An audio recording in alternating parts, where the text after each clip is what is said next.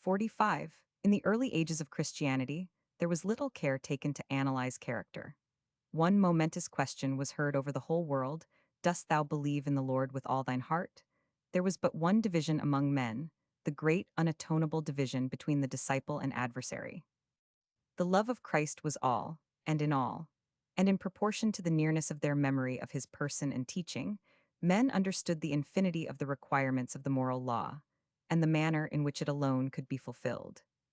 The early Christians felt that virtue, like sin, was a subtle universal thing, entering into every act and thought, 313 appearing outwardly in 10,000 diverse ways, diverse according to the separate framework of every heart in which it dwelt, but one and the same always in its proceeding from the love of God, as sin is one and the same in proceeding from hatred of God.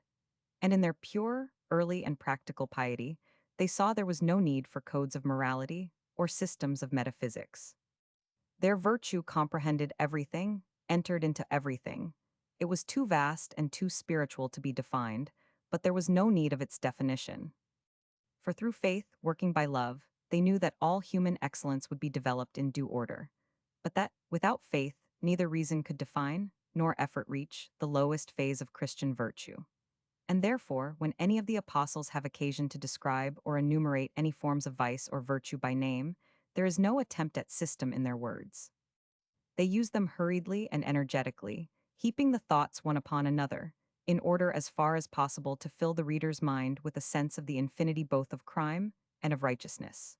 Here St. Paul describes sin, being filled with all unrighteousness, fornication, wickedness, covetousness, maliciousness, full of envy, murder, debate, deceit, malignity, whisperers, backbiters, haters of God, despiteful, proud, boasters, inventors of evil things, disobedient to parents, without understanding, covenant breakers, without natural affection, implacable, unmerciful. There is evidently here an intense feeling of the universality of sin, and in order to express it, the apostle hurries his words confusedly together, little caring about their order, as knowing all the vices to be indissolubly connected one with another. It would be utterly vain to endeavor to arrange his expressions as if they had been intended for the ground of any system, or to give any philosophical definition of the vices. So also hear him speaking 314 of virtue. Rejoice in the Lord. Let your moderation be known unto all men. Be careful for nothing, but in everything let your requests be made known unto God. And whatsoever things are honest, whatsoever things are just, whatsoever things are pure, whatsoever things are lovely, whatsoever things are of good report, if there be any virtue, and if there be any praise, think on these things.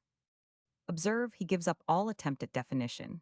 He leaves the definition to every man's heart, though he writes so as to mark the overflowing fullness of his own vision of virtue. And so it is in all writings of the apostles. Their manner of exhortation, and the kind of conduct they press, vary according to the persons they address, and the feeling of the moment at which they write, and never show any attempt at logical precision. And, although the words of their master are not thus irregularly uttered, but are weighed like fine gold, yet, even in his teaching, there is no detailed or organized system of morality, but the command only of that faith and love which were to embrace the whole being of man. On these two commandments hang all the law and the prophets. Here and there an incidental warning against this or that more dangerous form of vice or error: take heed and beware of covetousness, beware of the leaven of the Pharisees. Here and there a plain example of the meaning of Christian love, as in the parables of the Samaritan and the prodigal, and his own perpetual example. These were the elements of Christ's constant teaching. For the Beatitudes, which are the only approximation to anything like a systematic statement, belong to different conditions and characters of individual men, not to abstract virtues, and all early Christians taught in the same manner. They never cared to expound the nature of this or that virtue, for they knew that the believer who had Christ had all. Did he need fortitude? Christ was his rock, equity. Christ was his righteousness, holiness. Christ was his sanctification, liberty.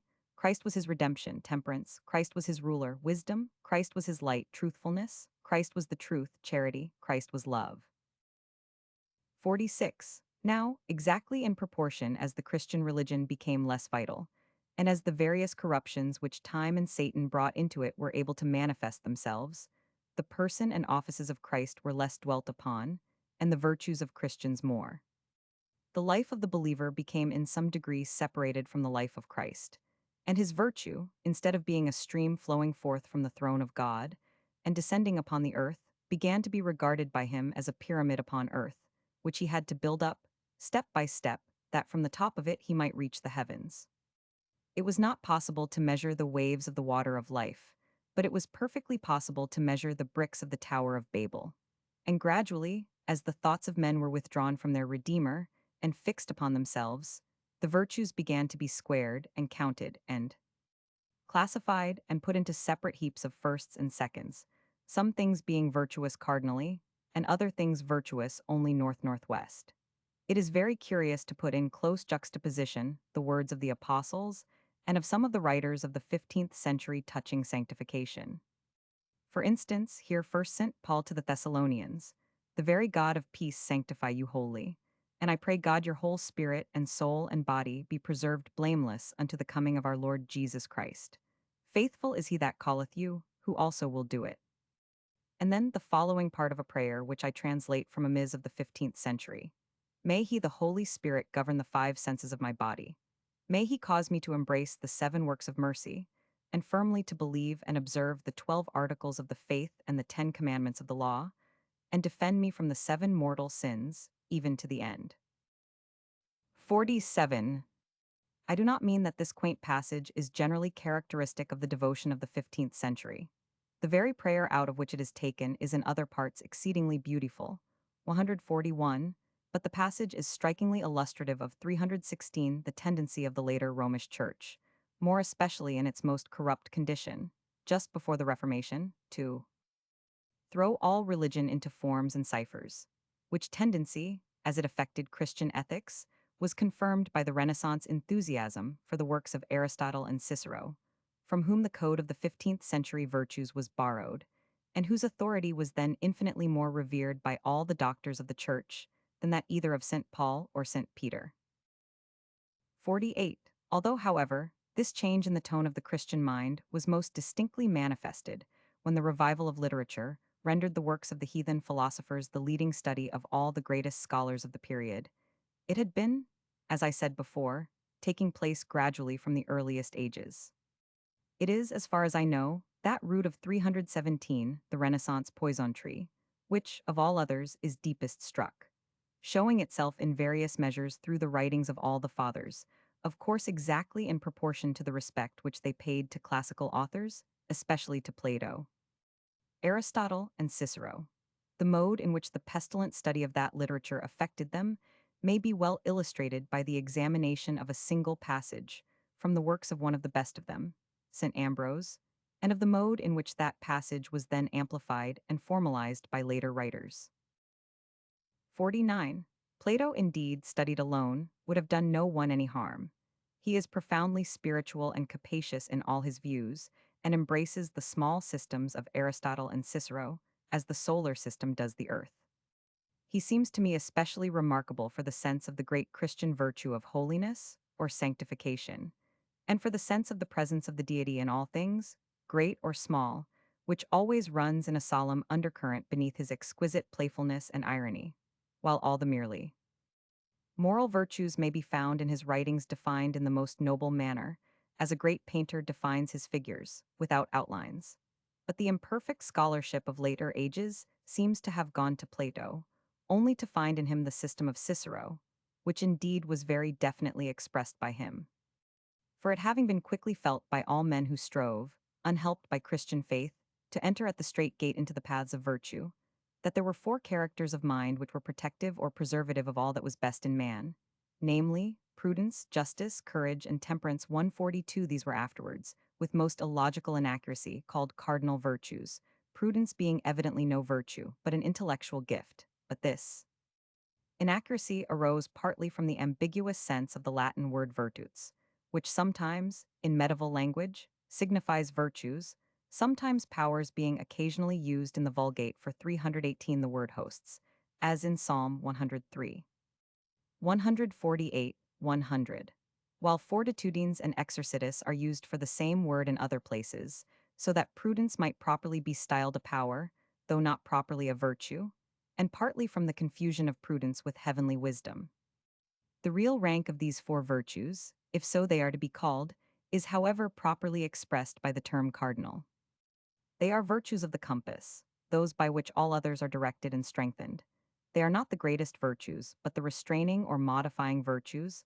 Thus, prudence restrains zeal, justice restrains mercy, fortitude and temperance guide the entire system of the passions.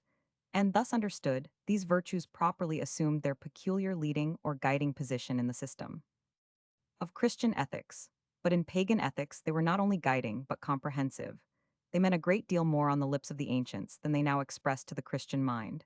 Cicero's justice includes charity, beneficence and benignity, truth and faith in the sense of trustworthiness. His fortitude includes courage, self-command, the scorn of fortune and of all temporary felicities. His temperance includes courtesy and modesty. So also in Plato, these four virtues constitute the sum of education. I do not remember any more simple or perfect expression of the idea than in the account given by Socrates in the Alcibiades I of the education of the Persian kings, for whom, in their youth, there are chosen, he says, four tutors from among the Persian nobles, namely the wisest, the most just, the most temperate, and the most brave of them. Then each has a distinct duty. The wisest teaches the young king the worship of the gods, and the duties of a king something more here, observe, than our prudence. The most just teaches him to speak all truth, and to act out all truth, through the whole course of his life. The most temperate teaches him to allow no pleasure to have the mastery of him, so that he may be truly free, and indeed a king. And the most brave makes him fearless of all things, showing him that the moment he fears anything, he becomes a slave. 50. All this is exceedingly beautiful, so far as it reaches. But the Christian divines were grievously led astray by their endeavors to reconcile this system with the nobler law of love. At first, as in the passage I am just going to quote from St. Ambrose, they tried to graft the Christian system on the four branches of the pagan one, but finding that the tree would not grow, they planted the pagan and Christian branches side by side, adding, to the four cardinal virtues, the three called by the schoolmen theological, namely, faith, hope, and charity. The one series considered as attainable by the heathen, but the other by the Christian only. Thus Virgil to Sordello. Loco e lagu, non tristo de martiri. Ma di teneber solo, o vi lamenti. Non suonen cum guai, ma sun sospiri. Quivisto io, conque cilatrisant. Virtu non si vestiro, e senza visio. Canabe el altar, e segur tut quant, their I with those abide. Who the three holy virtues put not on, but understood the rest, and without blame followed them all. Carry. 51. This arrangement of the virtues was, however, productive of infinite confusion and error. In the first place, because faith is classed with its own fruits, the gift of God, which is the root of the virtues, classed simply as one of them. In the second, because the words used by the ancients to express the several virtues had always a different meaning from the same expressions in the Bible, sometimes a more extended, sometimes a more limited one. Imagine, for instance, the confusion which must have been introduced into the ideas of a student who read St. Paul and Aristotle alternately, considering that the word which the Greek writer uses for justice means, with St. Paul, righteousness. And lastly, it is impossible to overrate the mischief produced in former days, as well as in our own, by the mere habit of reading Aristotle, whose 320 system is so false, so forced, and so confused that the study of it at our universities is quite enough to occasion the utter want of accurate habits of thought which so often disgraces men otherwise well educated.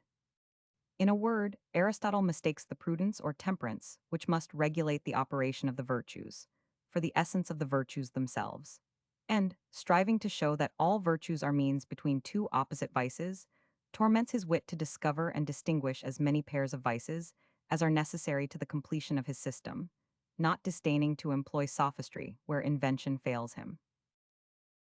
And, indeed, the study of classical literature, in general, not only fostered in the Christian writers the unfortunate love of systematizing, which gradually degenerated into every species of contemptible formalism, but it accustomed them to work out their systems by the help of any logical quibble or verbal subtlety which could be made available for their purpose, and this not with any dishonest intention, but in a sincere desire to arrange their ideas in systematical groups, while yet their powers of thought were not accurate enough, nor their common sense stern enough, to detect the fallacy or disdain the finesse by which these arrangements were frequently accomplished. 52. Thus St. Ambrose, in his commentary on Luke 6, is resolved to transform the four Beatitudes there described into rewards of the four cardinal virtues, and sets himself thus ingeniously to the task. Blessed be ye poor, here you have temperance. Blessed are ye that hunger now. He who hungers pities those who are anhungered. In pitying he gives to them, and in giving he becomes just largindo fit justice. Blessed are ye that weep now, for ye shall laugh. Here you have prudence, whose part it is to weep so far as present things are concerned, and to seek things which are eternal. Blessed are ye when men shall hate you. Here you have fortitude. 53. As a preparation for this profitable exercise of wit, we have also a reconciliation of the Beatitudes as stated by St. Matthew, with those of St. Luke, on the ground that in 321 those 8 are these 4, and in these 4 are those 8, with sundry remarks on the mystical value of the number 8, with which I need not trouble the reader.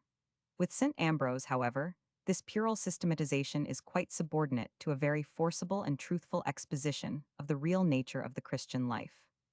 But the classification he employs furnishes ground for farther subtleties to future divines, and in a Ms. of the 13th century, I find some expressions in this commentary on St. Luke and in the treatise on the duties of bishops, amplified into a treatise on the steps of the virtues, by which everyone who perseveres may, by a straight path, attain to the heavenly country of the angels.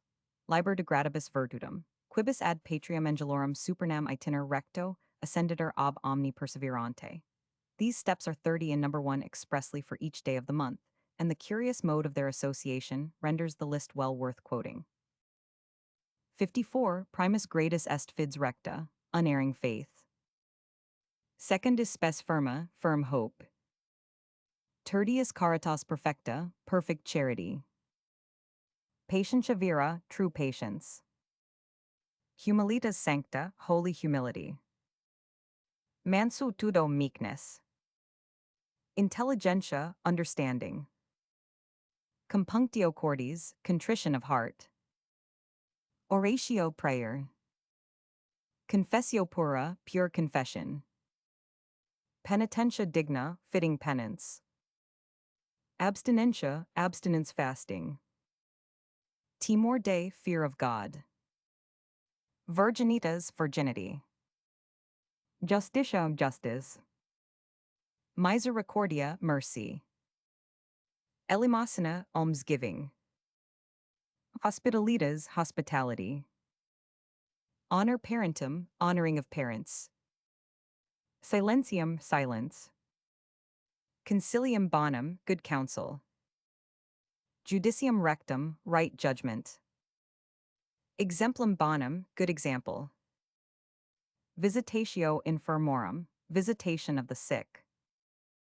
Frequentatio sanctorum, companying with saints. Oblatio justa, just oblations. Decimas Deo solver, paying tithes to God. Sapientia, wisdom. Voluntas bona, goodwill. Perseverantia, perseverance. 55. The reader will note that the general idea of Christian virtue embodied in this list is true, exalted, and beautiful, the points of weakness being the confusion of duties with virtues, and the vain endeavor to enumerate the various offices of charity as so many separate virtues, more frequently arranged as 7 distinct works of mercy. This general tendency to a morbid accuracy of classification was associated, in later times, with another very important element of the Renaissance mind, the love of personification, which appears to have reached its greatest vigor in the course of the 16th century and is expressed to all future ages in a consummate manner in the poem of Spenser. It is to be noted that personification is, in some sort, the reverse of symbolism and is far less noble.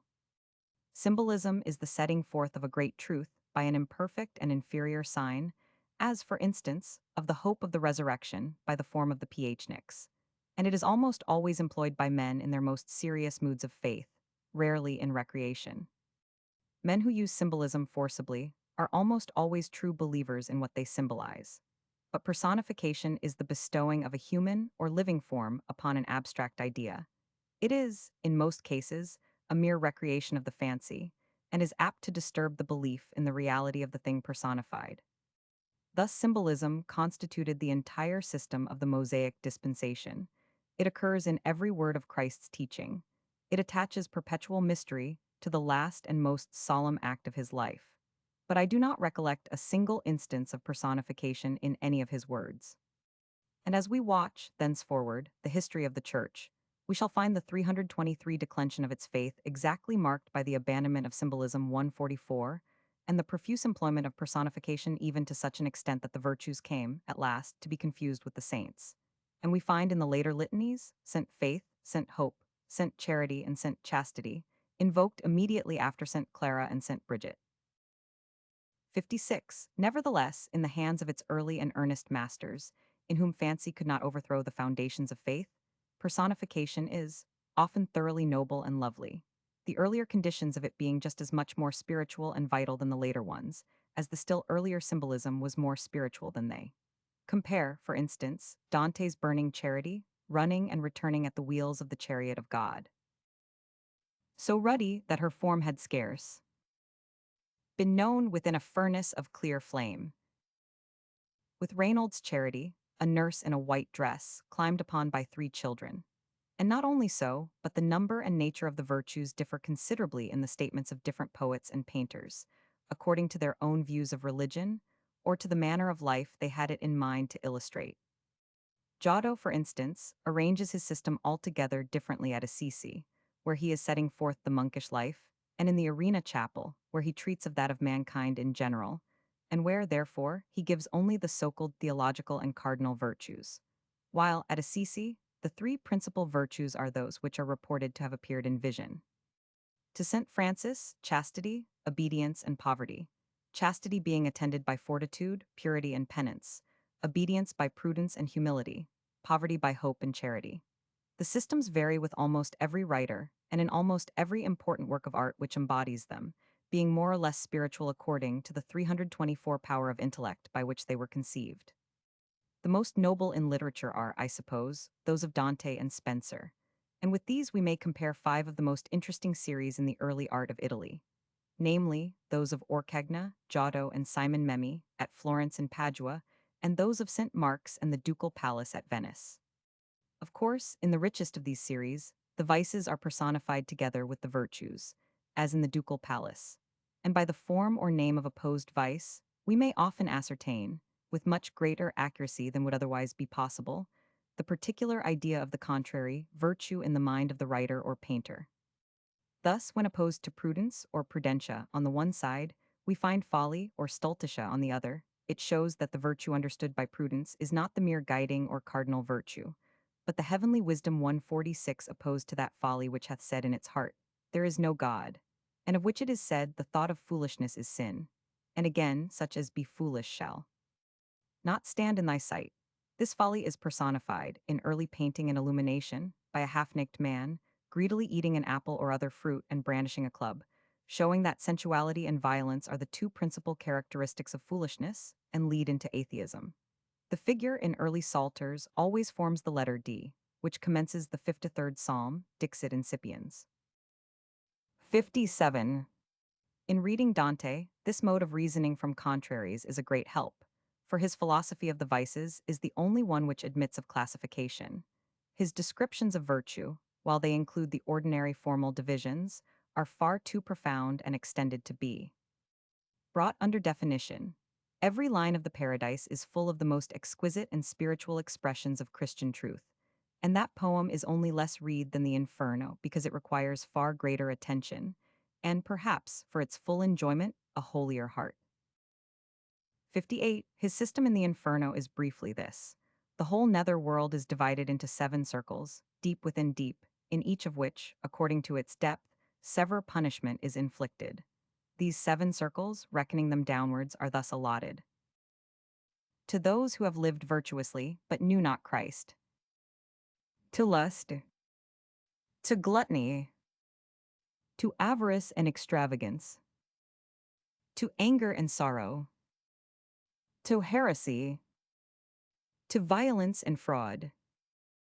This 7th circle is divided into 2 parts, of which the first, reserved for those who have been guilty of violence, is again divided into 3, apportioned severally to those who have committed, or desired to commit, violence against their neighbors, against themselves, or against God.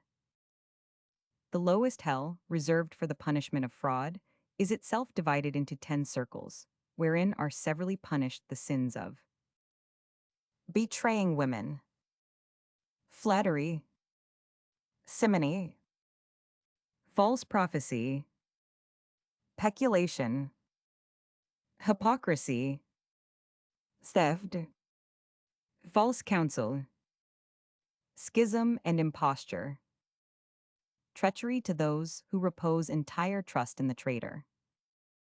59. There is, perhaps, nothing more notable in this most interesting system than the profound truth couched under the attachment of so terrible a penalty to sadness or sorrow.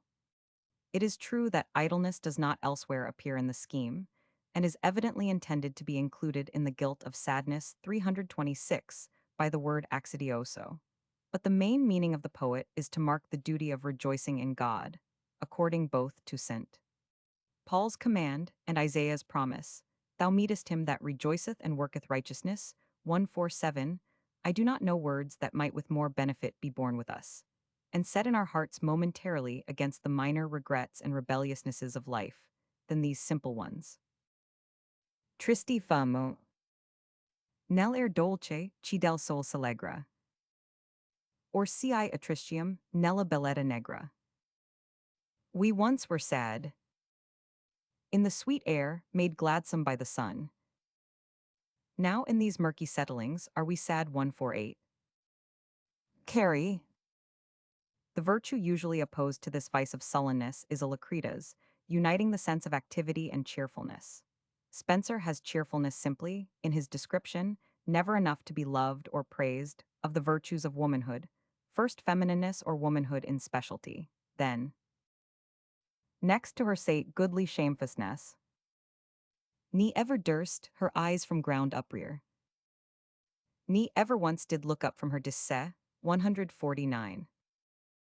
As if some blame of evil she did fear. That in her cheeks made roses oft appear.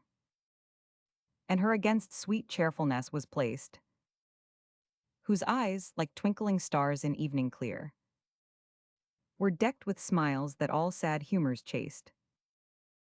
And next to her sate sober modesty, holding her hand upon her gentle heart, and her against sate comely courtesy, that unto every person knew her part, and her before was seated overthwart.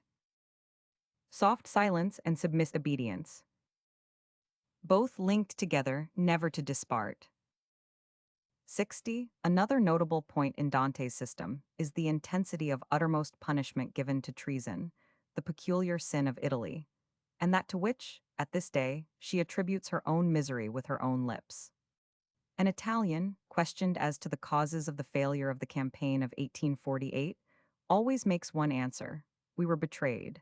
And the most melancholy feature of the present state of Italy is principally this, that she does not see that of all causes to which failure might be attributed. This is at once the most disgraceful and the most hopeless. In fact, Dante seems to me to have written almost prophetically for the instruction of modern Italy, and chiefly so in the 6th canto of the Purgatorio. 61. Hitherto we have been considering the system of the Inferno only. That of the Purgatorio is much simpler, it being divided into 7 districts, in which the souls are severally purified from the sins of pride, envy, wrath, indifference, avarice, gluttony, and lust. The poet thus implying an opposition and describing in various instances the 7 virtues of humility, kindness 150, patience, zeal, poverty, abstinence, and chastity, as adjuncts of the Christian character, in which it may occasionally fail, while the essential group of the 3 theological and 4 cardinal virtues are represented as in direct attendance on the chariot of the deity. And all the sins of Christians are in the 17th canto traced to the deficiency or aberration of affection. 62. The system of Spencer is unfinished and exceedingly complicated, the same vices and virtues occurring under different forms in different places, in order to show their different relations to each other. I shall not therefore give any general sketch of it, but only refer to the particular personification of 328 each virtue, in order to compare it with that of the ducal palace.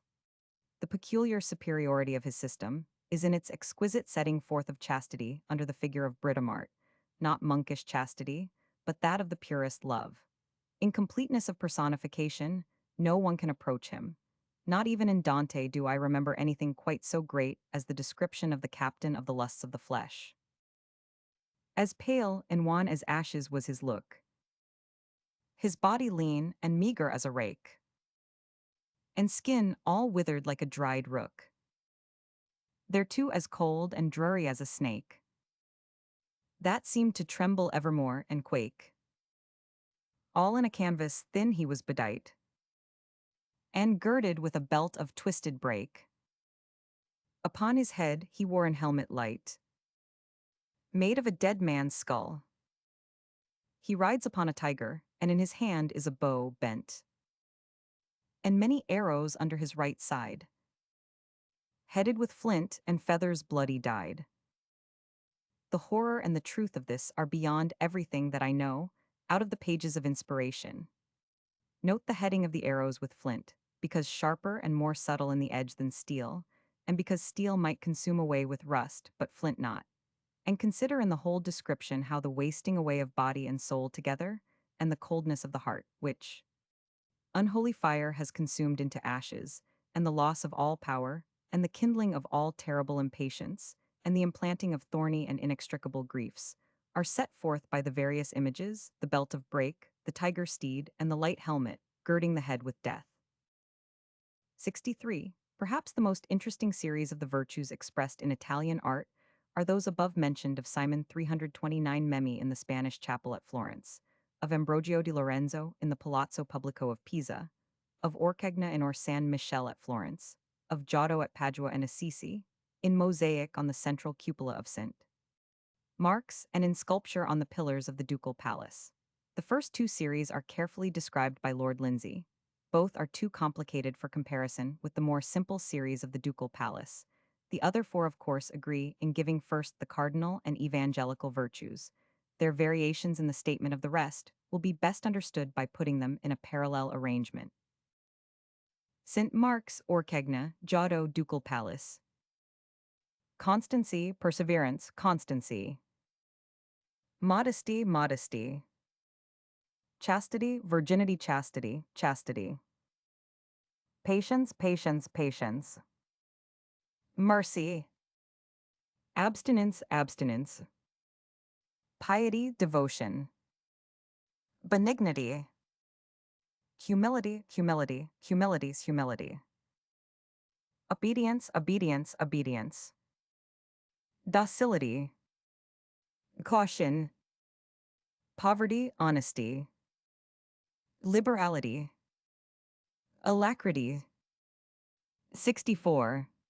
It is curious that in none of these lists do we find either honesty or industry ranked as a virtue, except in the Venetian one, where the latter is implied in Alacritas, and opposed not only by Accidia or sloth, but by a whole series of 8 sculptures on another capital, illustrative, as I believe, of the temptations to idleness, while various other capitals, as we shall see, presently are devoted to the representation of the 330 active trades. Industry, in northern art and northern morality, assumes a very principal place. I have seen in French manuscripts the virtues reduced to these 7: charity, chastity, patience, abstinence, humility, liberality, and industry.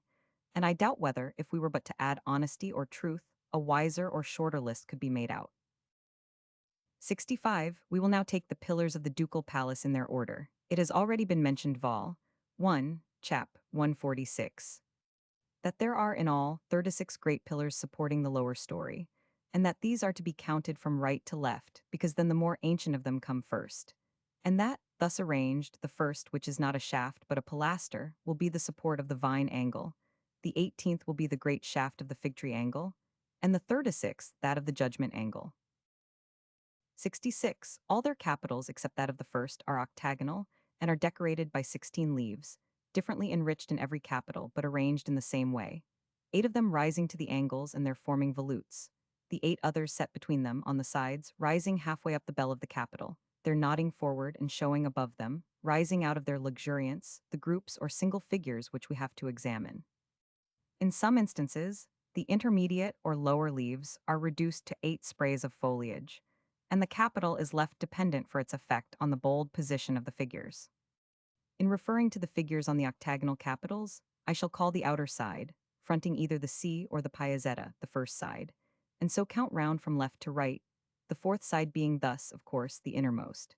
As, however, the first 5 arches were walled up after the Great Fire, only 3 sides of their capitals are left visible, which we may describe as the front and the eastern and western sides of each. 67. First capital. 1. E of the pilaster at the vine angle. In front towards the sea, a child holding a bird before him, with its wings expanded, covering his breast. On its eastern side, children's heads among leaves. On its western side, a child carrying in one hand a comb, in the other a pair of scissors. It appears curious that this, the principal pilaster of the façade, should have been decorated only by these graceful grotesques, for I can hardly suppose them anything more. There may be meaning in them, but I will not venture to conjecture any, except the very plain and practical meaning conveyed by the last figure to all Venetian children, which it would be well if they would act upon. For the rest, I have seen the comb introduced in grotesque work as early as the 13th century, but generally for the purpose of ridiculing too great care in dressing the hair, which assuredly is not its purpose here.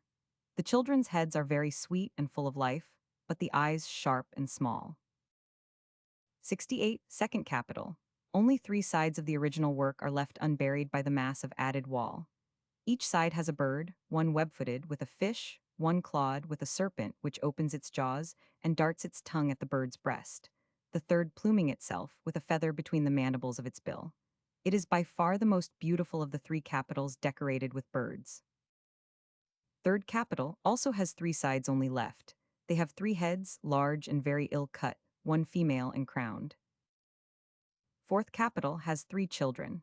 The eastern one is defaced. The one in front holds a small bird, whose plumage is beautifully indicated in its right hand, and with its left holds up half a walnut, showing the nut inside. The third holds a fresh fig, cut through, showing the seeds. The hair of all the 3 children is differently worked. The first has luxuriant flowing hair and a double chin. The second, light flowing hair falling in pointed locks on the forehead. The third, crisp curling hair, deep cut with drill holes. This capital has been copied on the Renaissance side of the palace, only with such changes in the ideal of the children as the workman thought expedient and natural.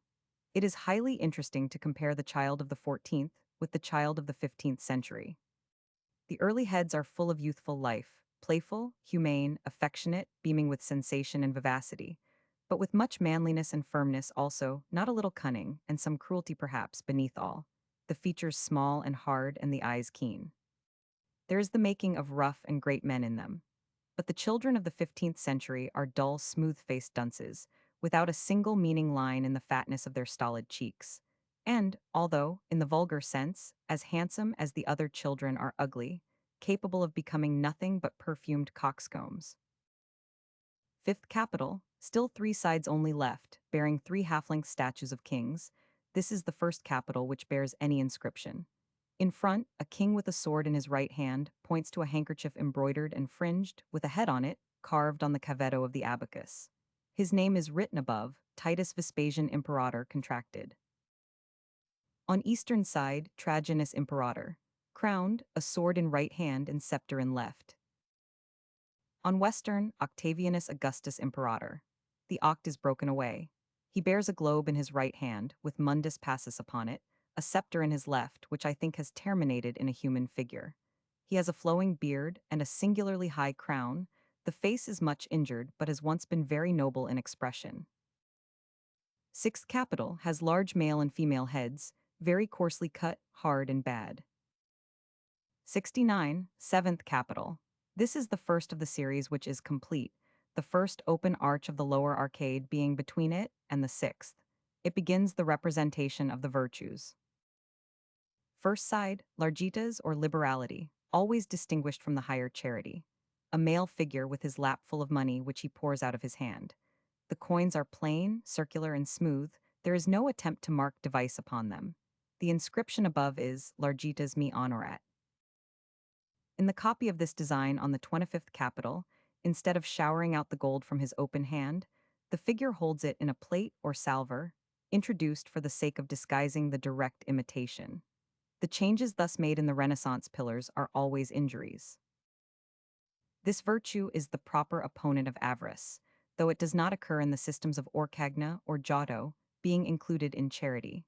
It was a leading virtue with Aristotle and the other ancients. 70, second side. Constancy, not very characteristic. An armed man with a sword in his hand, inscribed Constantia sum, nil timens. This virtue is one of the forms of fortitude, and Giotto therefore sets as the vice opponent to fortitude, in Constantia, represented as a woman in loose drapery, falling from a rolling globe. The vision seen in the interpreter's house in the Pilgrim's Progress, of the man with a very bold countenance, who says to him who has the writer's inkhorn by his side, "Set down my name," is the best personification of the Venetian Constantia of which I am aware in literature. It would be well for us all to consider whether we have yet given the order to the man with the inkhorn, "Set down my name." 71, third side. Discord, holding up her finger but needing the inscription above to assure us of her meaning, Discordia sum, discordans. In the Renaissance copy, she is a meek and nun-like person with a veil. She is the aid of Spenser, mother of debate, thus described in the fourth book. Her face most foul and filthy was to see, with squinted eyes contrary ways intended, and losely mouths unmeet a mouth to be, that naught but gall and venom comprehended 334, and wicked words that God and man offended. Her lying tongue was in two parts divided, and both the parts did speak, and both contended. And as her tongue, so was her heart decided, that never thought one thing, but doubly still was guided. Note the fine old meaning of decided, cut in two. It is a great pity we have lost this powerful expression. We might keep determined for the other sense of the word. 72, fourth side, patience. A female figure, very expressive and lovely, in a hood with her right hand on her breast, the left extended, inscribed Patientia manet mecum. She is one of the principal virtues in all the Christian systems, a masculine virtue in Spenser, and beautifully placed as the physician in the house of holiness. The opponent vice, impatience, is one of the hags who attend the captain of the lusts of the flesh, the other being impotence. In like manner, in the Pilgrim's Progress, the opposite of patience is passion, but Spenser's thought is farther carried. His two hags, impatience and impotence, as attendant upon the evil spirit of passion, embrace all the phenomena of human conduct, down even to the smallest matters, according to the adage, more haste, worse speed. 73, fifth side, despair. A female figure thrusting a dagger into her throat and tearing her long hair, which flows down among the leaves of the capital below her knees. One of the finest figures of the series, inscribed Disperatio mos mortis, crudilis. In the Renaissance copy, she is totally devoid of expression, and appears, instead of tearing her hair, to be dividing it into long curls on each side. This vice is the proper opposite of hope. By Giotto, she is represented as a woman hanging herself, a fiend coming for her soul. Spenser's vision of despair is well known, it being indeed currently reported that this part of the Fairy Queen was the first which drew to it the attention of Sir Philip Sidney. 74, sixth side. Obedience, with her arms folded. 335 meek but rude and commonplace, looking at a little dog standing on its hind legs and begging, with a collar round its neck. Inscribed obedienti, the rest of the sentence is much defaced, but looks like I suppose the note of contraction above the final A has disappeared, and that the inscription was obedientium domino exhibio. This virtue is, of course, a principal one in the monkish systems, represented by Giotto at Assisi as an angel robed in black, placing the finger of his left hand on his mouth, and passing the yoke over the head of a Franciscan monk kneeling at his feet, 154. Obedience holds a less principal place in Spenser. We have seen her above associated with the other peculiar virtues of womanhood. 75, seventh side. Infidelity. A man in a turban with a small image in his hand or the image of a child. Of the inscription nothing but infidelitate and some fragmentary letters, illi, ciro, remain. By Giotto, infidelity is most nobly symbolized as a woman helmeted, the helmet having a broad rim which keeps the light from her eyes. She is covered with heavy drapery, stands infirmly as if about to fall, is bound by a cord round her neck to an image which she carries in her hand, and has flames bursting forth at her feet. In Spenser, infidelity is the Saracen knight sans foy. Full large of limb and every joint. He was, and cared not for God or man a point. For the part which he sustains in the contest with godly fear, or the Red Cross Knight, see Appendix 2, Vol. 376. Eighth side, modesty bearing a pitcher. In the Renaissance copy, a vase like a coffee pot, inscribed Modestia. I do not find this virtue in any of the Italian series, except that of Venice. In Spenser, she is, of course, one of those 336 attendant on womanhood, but occurs as one of the tenets of the heart of man, thus portrayed in the second book. Strange was her tire, and all her garment blue. Close round about her tucked with many a plight. Upon her fist the bird which shoneth view. And ever and anon with rosy red. The bashful blood her snowy cheeks did dye. That her became as polished ivory, which cunning craftsman hand hath overlaid. With fair vermilion or pure castory. 77, 8th capital. It has no inscriptions, and its subjects are not, by themselves, intelligible, but they appear to be typical of the degradation of human instincts. First side, a caricature of Arion on his dolphin. He wears a cap ending in a long proboscis-like horn, and plays a violin with a curious twitch of the bow and wag of the head, very graphically expressed, but still without anything approaching to the power of northern grotesque. His dolphin has a goodly row of teeth, and the waves beat over his back. Second side, a human figure with curly hair and the legs of a bear, the paws laid with great sculptural skill upon the foliage. It plays a violin, shaped like a guitar, with a bent double-stringed bow. Third side, a figure with a serpent's tail and a monstrous head, founded on a Negro type, hollow-cheeked, large-lipped, and wearing a cap made of a serpent's skin, holding a fircone in its hand. Fourth side, a monstrous figure, terminating below in a tortoise. It is devouring a gourd, which it grasps greedily with both hands. It wears a cap ending in a hoofed leg. Fifth side, a centaur wearing a crested helmet and holding a curved sword. Sixth side, a knight riding a headless horse and wearing chain armor with a triangular shield flung behind his back and a two-edged sword. Seventh side, a figure like that on the fifth, wearing a 337 round helmet and with the legs and tail of a horse. He bears a long mace with a top like a fircone. Eighth side, a figure with curly hair and an acorn in its hand, ending below in a fish. 78, ninth capital, first side, Faith. She has her left hand on her breast and the cross on her right, inscribed Fides Optima in Dio. The Faith of Giotto holds the cross in her right hand, in her left a scroll with the Apostles' Creed. She treads upon Kabbalistic books and has a key suspended to her waist. Spenser's Faith Fidelia is still more spiritual and noble. She was arrayed all in lily white, and in her right hand bore a cup of gold, with wine and water filled up to the height, in which a serpent did himself enfold. That horror made to all that did behold. But she no whit did change her constant mood. And in her other hand she fast did hold a book that was both signed and sealed with blood, wherein dark things were writ, hard to be understood. 79, second side, Fortitude, a long-bearded man Samson, tearing open a lion's jaw. The inscription is illegible, and the somewhat vulgar personification appears to belong rather to courage than fortitude. On the Renaissance copy it is inscribed Fortitudo sum virilis. The Latin word has, perhaps, been received by the sculptor as merely signifying strength, the rest of the perfect idea of this virtue having been given in Constantia previously. But both these Venetian symbols together do not at all approach the idea of fortitude as given generally by Giotto and the Pisan sculptors. Clothed with a lion's skin, knotted about her neck and falling to her feet in deep folds, drawing back her right hand with the sword pointed towards her enemy, and slightly retired behind her immovable shield, which, with Giotto, is square and rested on the ground like a tower, covering her up to above her shoulders, bearing on it a lion and with broken heads of javelins deeply infixed.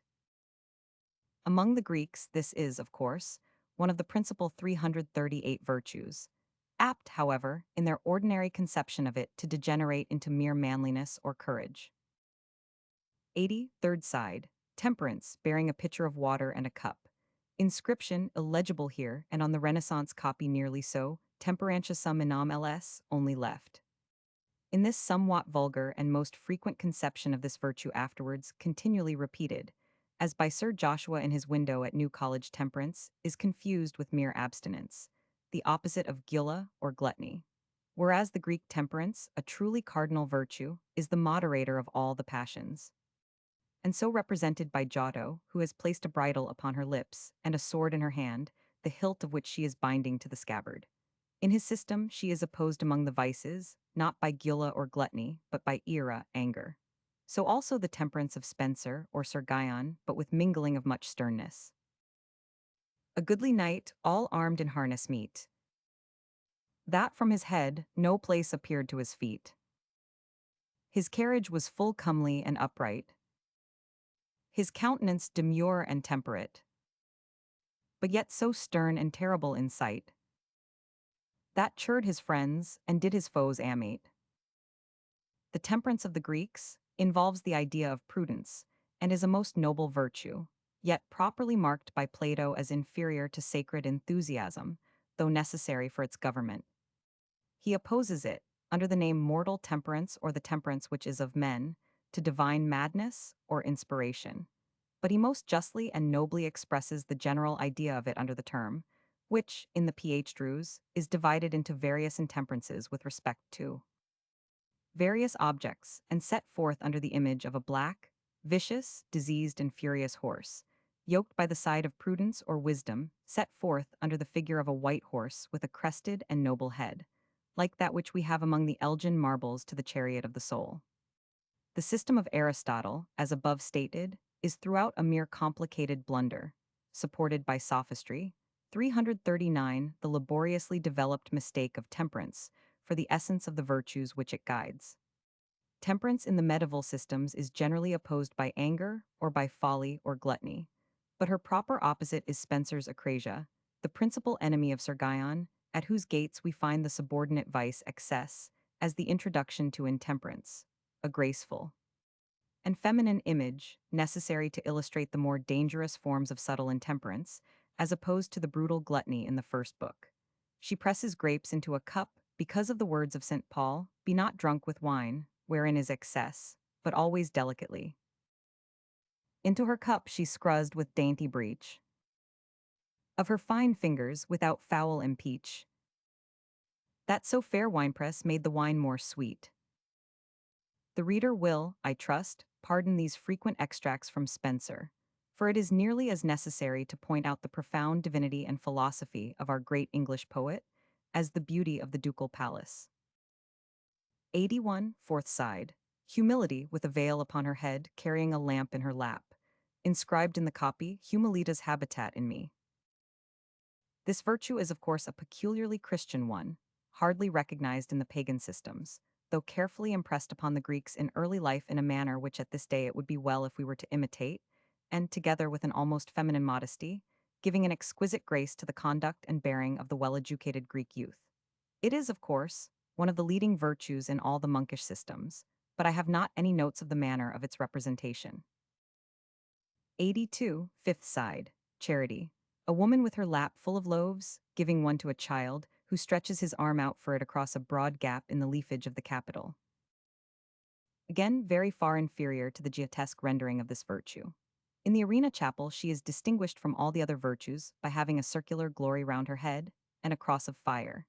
She is crowned with flowers, presents with her 340 right hand a vase of corn and fruit, and with her left receives treasure from Christ, who appears above her, to provide her with the means of continual offices of beneficence, while she tramples underfoot the treasures of the earth. The peculiar beauty of most of the Italian conceptions of charity is in the subjection of mere munificence to the glowing of her love, always represented by flames, here in the form of a cross round her head, in Origna's shrine at Florence, issuing from a censer in her hand, and with Dante inflaming her whole form so that, in a furnace of clear fire, she could not have been discerned. Spencer represents her as a mother surrounded by happy children, an idea afterwards grievously hackneyed and vulgarized by English painters and sculptors.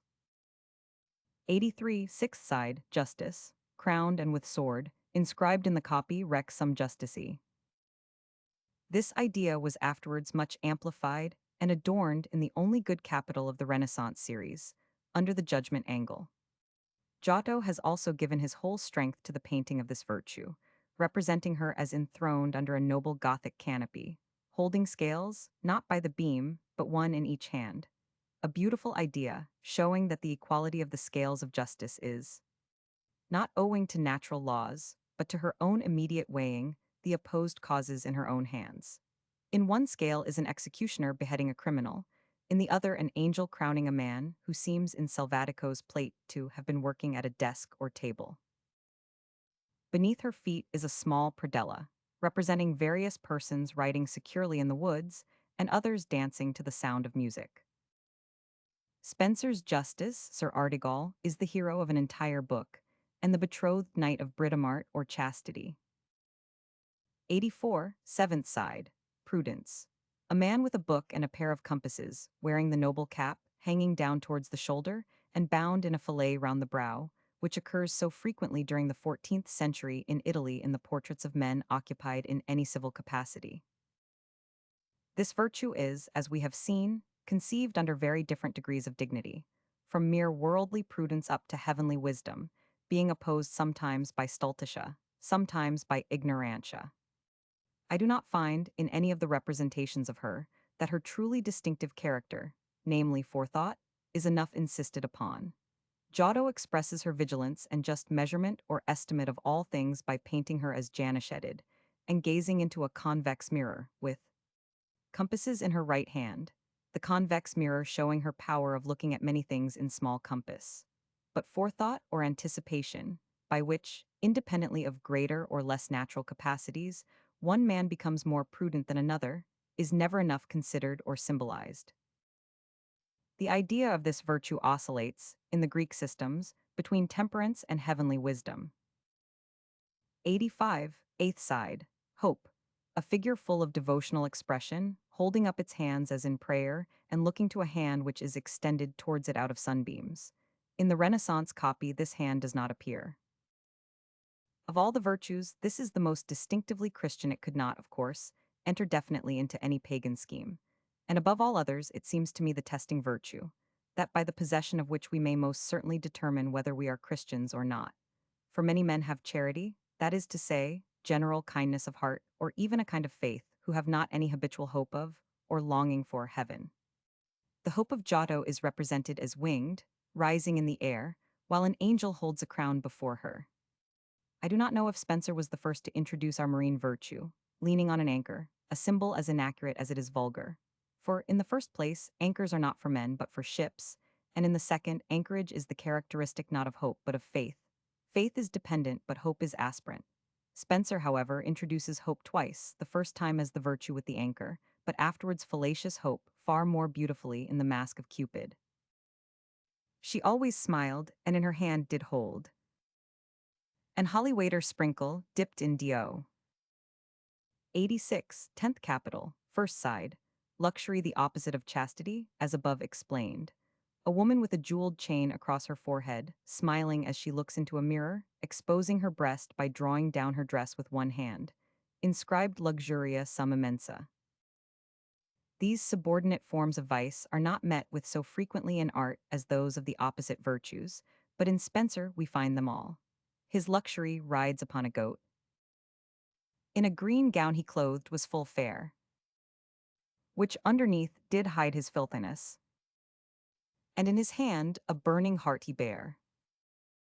But, in fact, the proper and comprehensive expression of this vice is the Cupid of the ancients, and there is not any minor circumstance more indicative of the intense difference between the medieval and the Renaissance spirit than the mode in which this god is represented.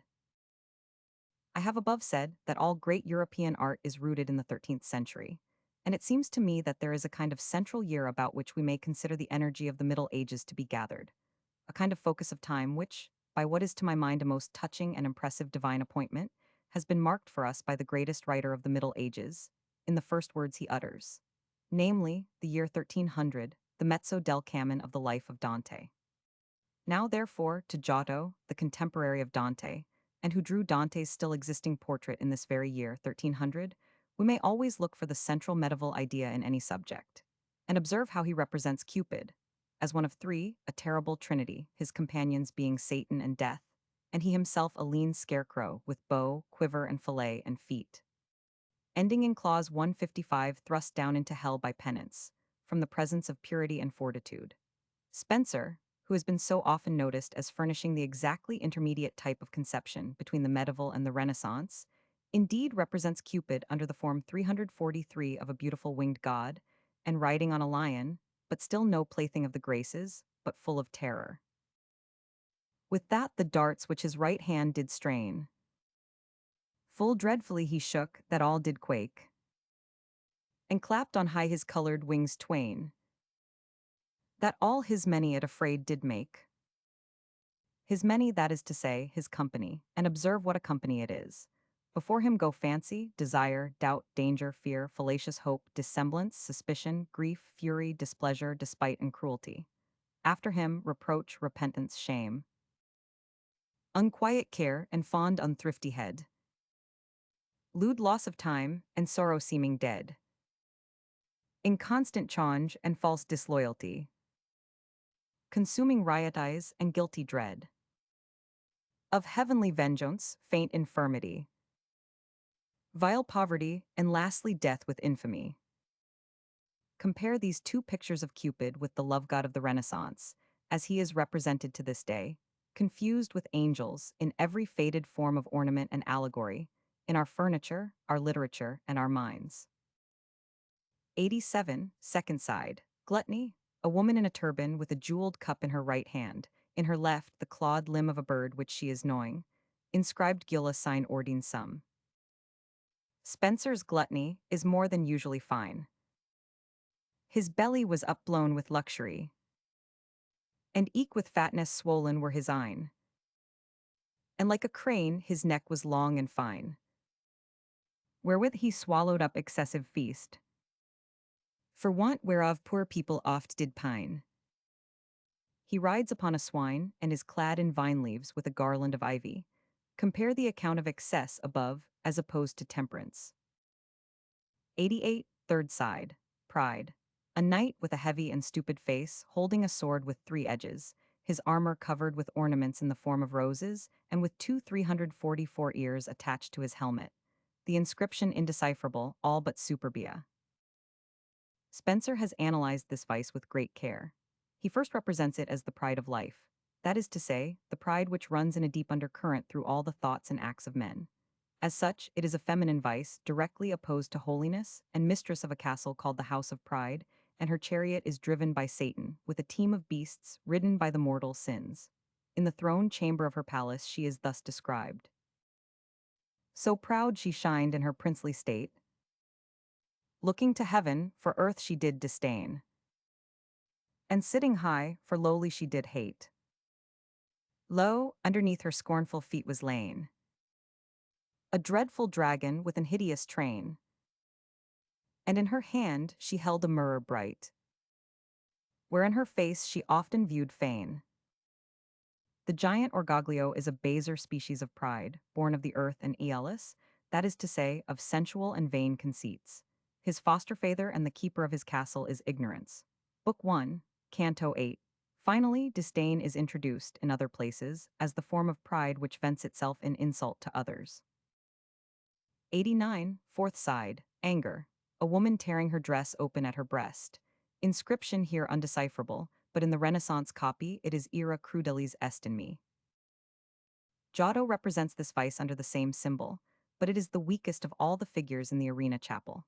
The wrath of Spencer rides upon a lion, brandishing a firebrand, his garments stained with blood. Rage, or furor, occurs subordinately in other places. It appears to me very strange that neither Giotto nor Spencer should have given any representation of the restrained anger, which is infinitely the most terrible. Both of them make him violent. 90, fifth side, avarice.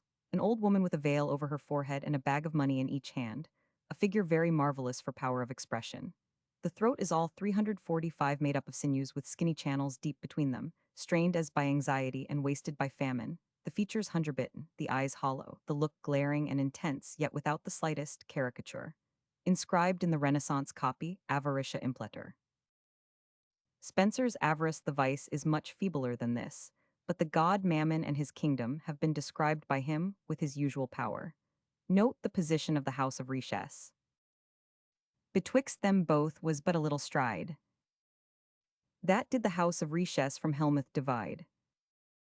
It is curious that most moralists confuse avarice with covetousness, although they are vices totally different in their operation on the human heart and on the frame of society. The love of money, the sin of Judas and Ananias, is indeed the root of all evil in the hardening of the heart.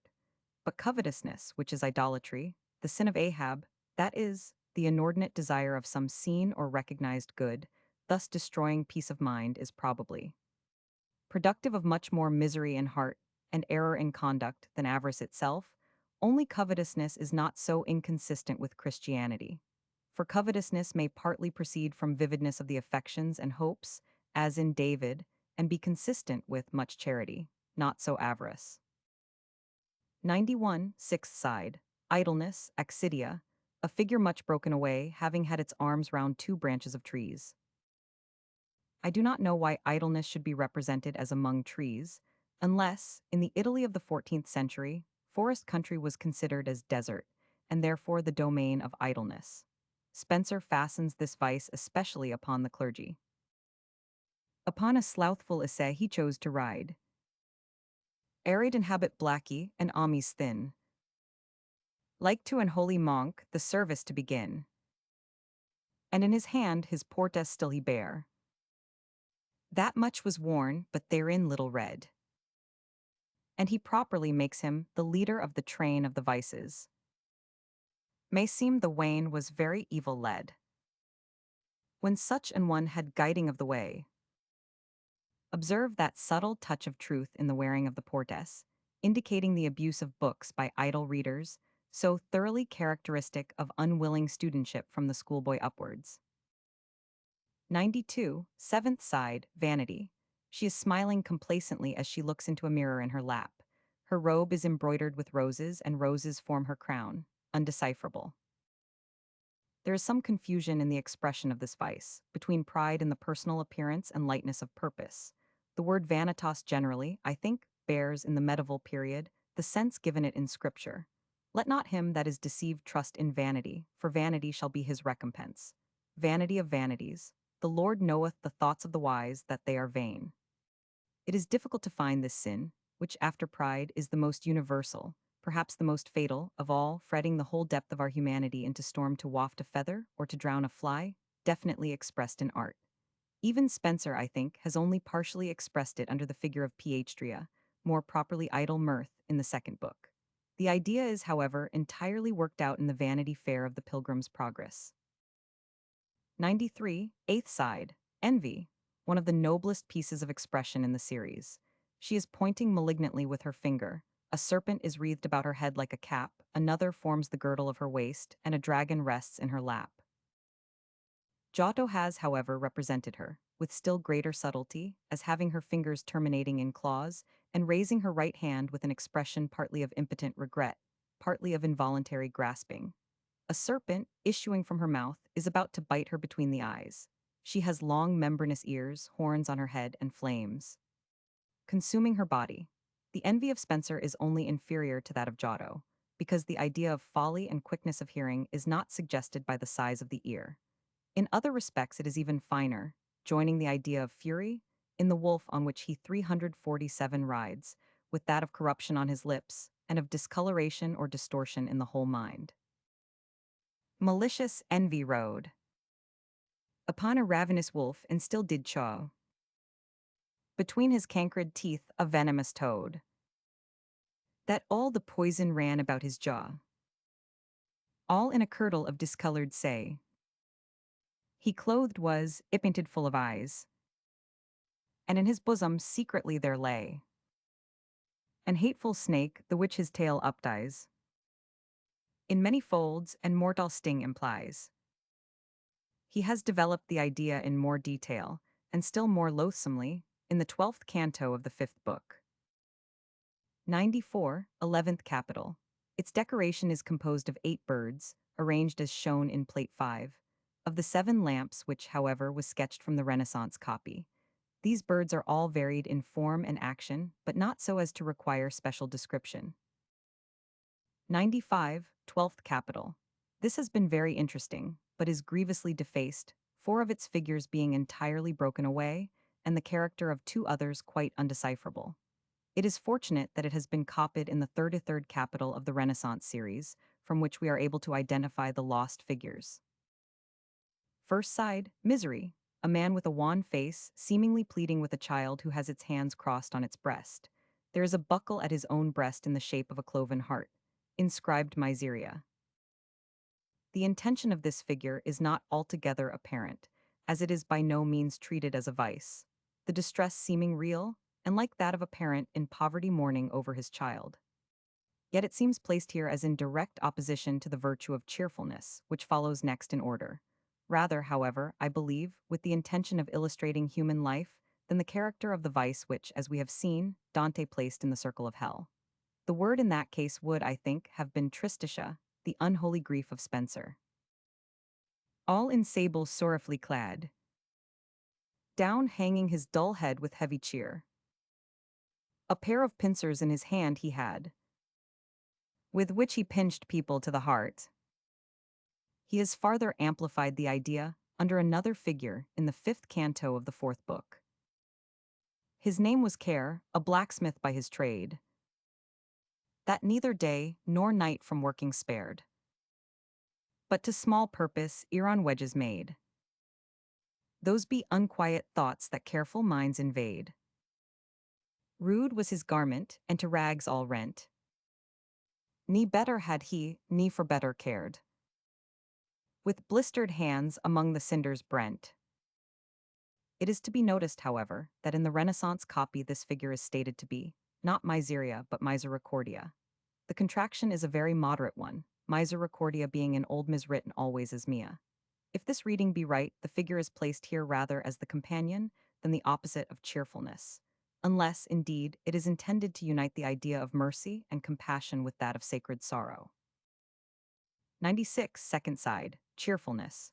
A woman with long flowing hair, crowned with roses, playing on a tambourine and with open lips as singing, inscribed Alacritas. We have already met with this virtue among those especially set by Spenser to attend on womanhood. It is inscribed in the Renaissance copy, Alacritas chanit mecum. Note the gutturals of the rich and fully developed Venetian dialect now affecting the Latin, which is free from them in the earlier capitals. 97, third side, destroyed, but from the copy we find it has been stultitia folly, and it is there represented simply as a man riding, a sculpture worth the consideration of the English residents who bring their horses to Venice. Giotto gives Stultitia a feather, cap, and club. In early manuscripts he is always eating with one hand and striking with the other. In later ones he has a cap and bells or cap crested with a cock's head, whence the word coxcomb. 98, fourth side. Destroyed all but a book, which identifies it with the celestial chastity of the Renaissance copy. They're represented as a woman pointing to a book connecting the convent life with the pursuit of literature.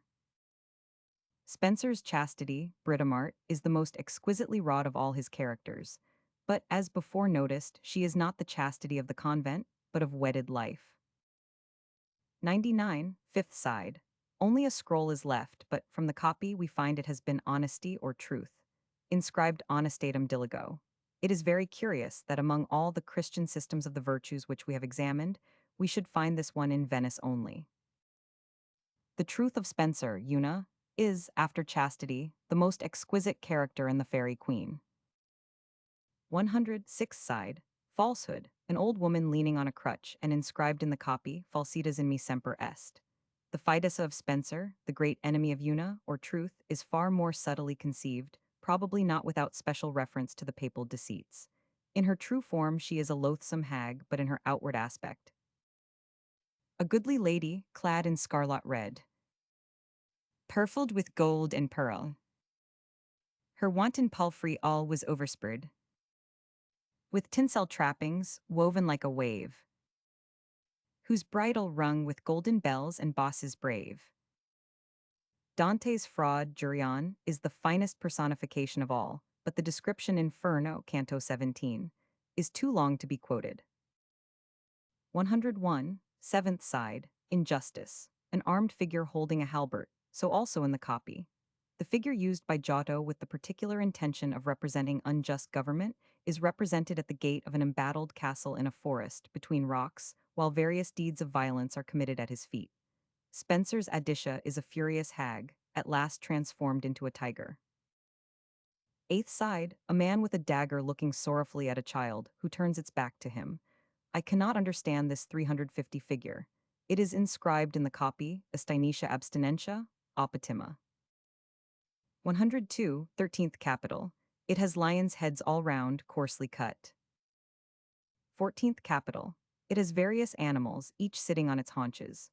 3 dogs, one a greyhound, one long-haired, one short-haired with bells about its neck, 2 monkeys, one with fan-shaped hair projecting on each side of its face, a noble boar with its tusks, hoofs, and bristles sharply cut, and a lion and lioness. 103, 15th capital. The pillar to which it belongs is thicker than the rest, as well as the one over it in the upper arcade. The sculpture of this capital is also much coarser, and seems to me later than that of the rest, and it has no inscription, which is embarrassing, as its subjects have had much meaning. But I believe Salvatico is right in supposing it to have been intended for a general illustration of idleness.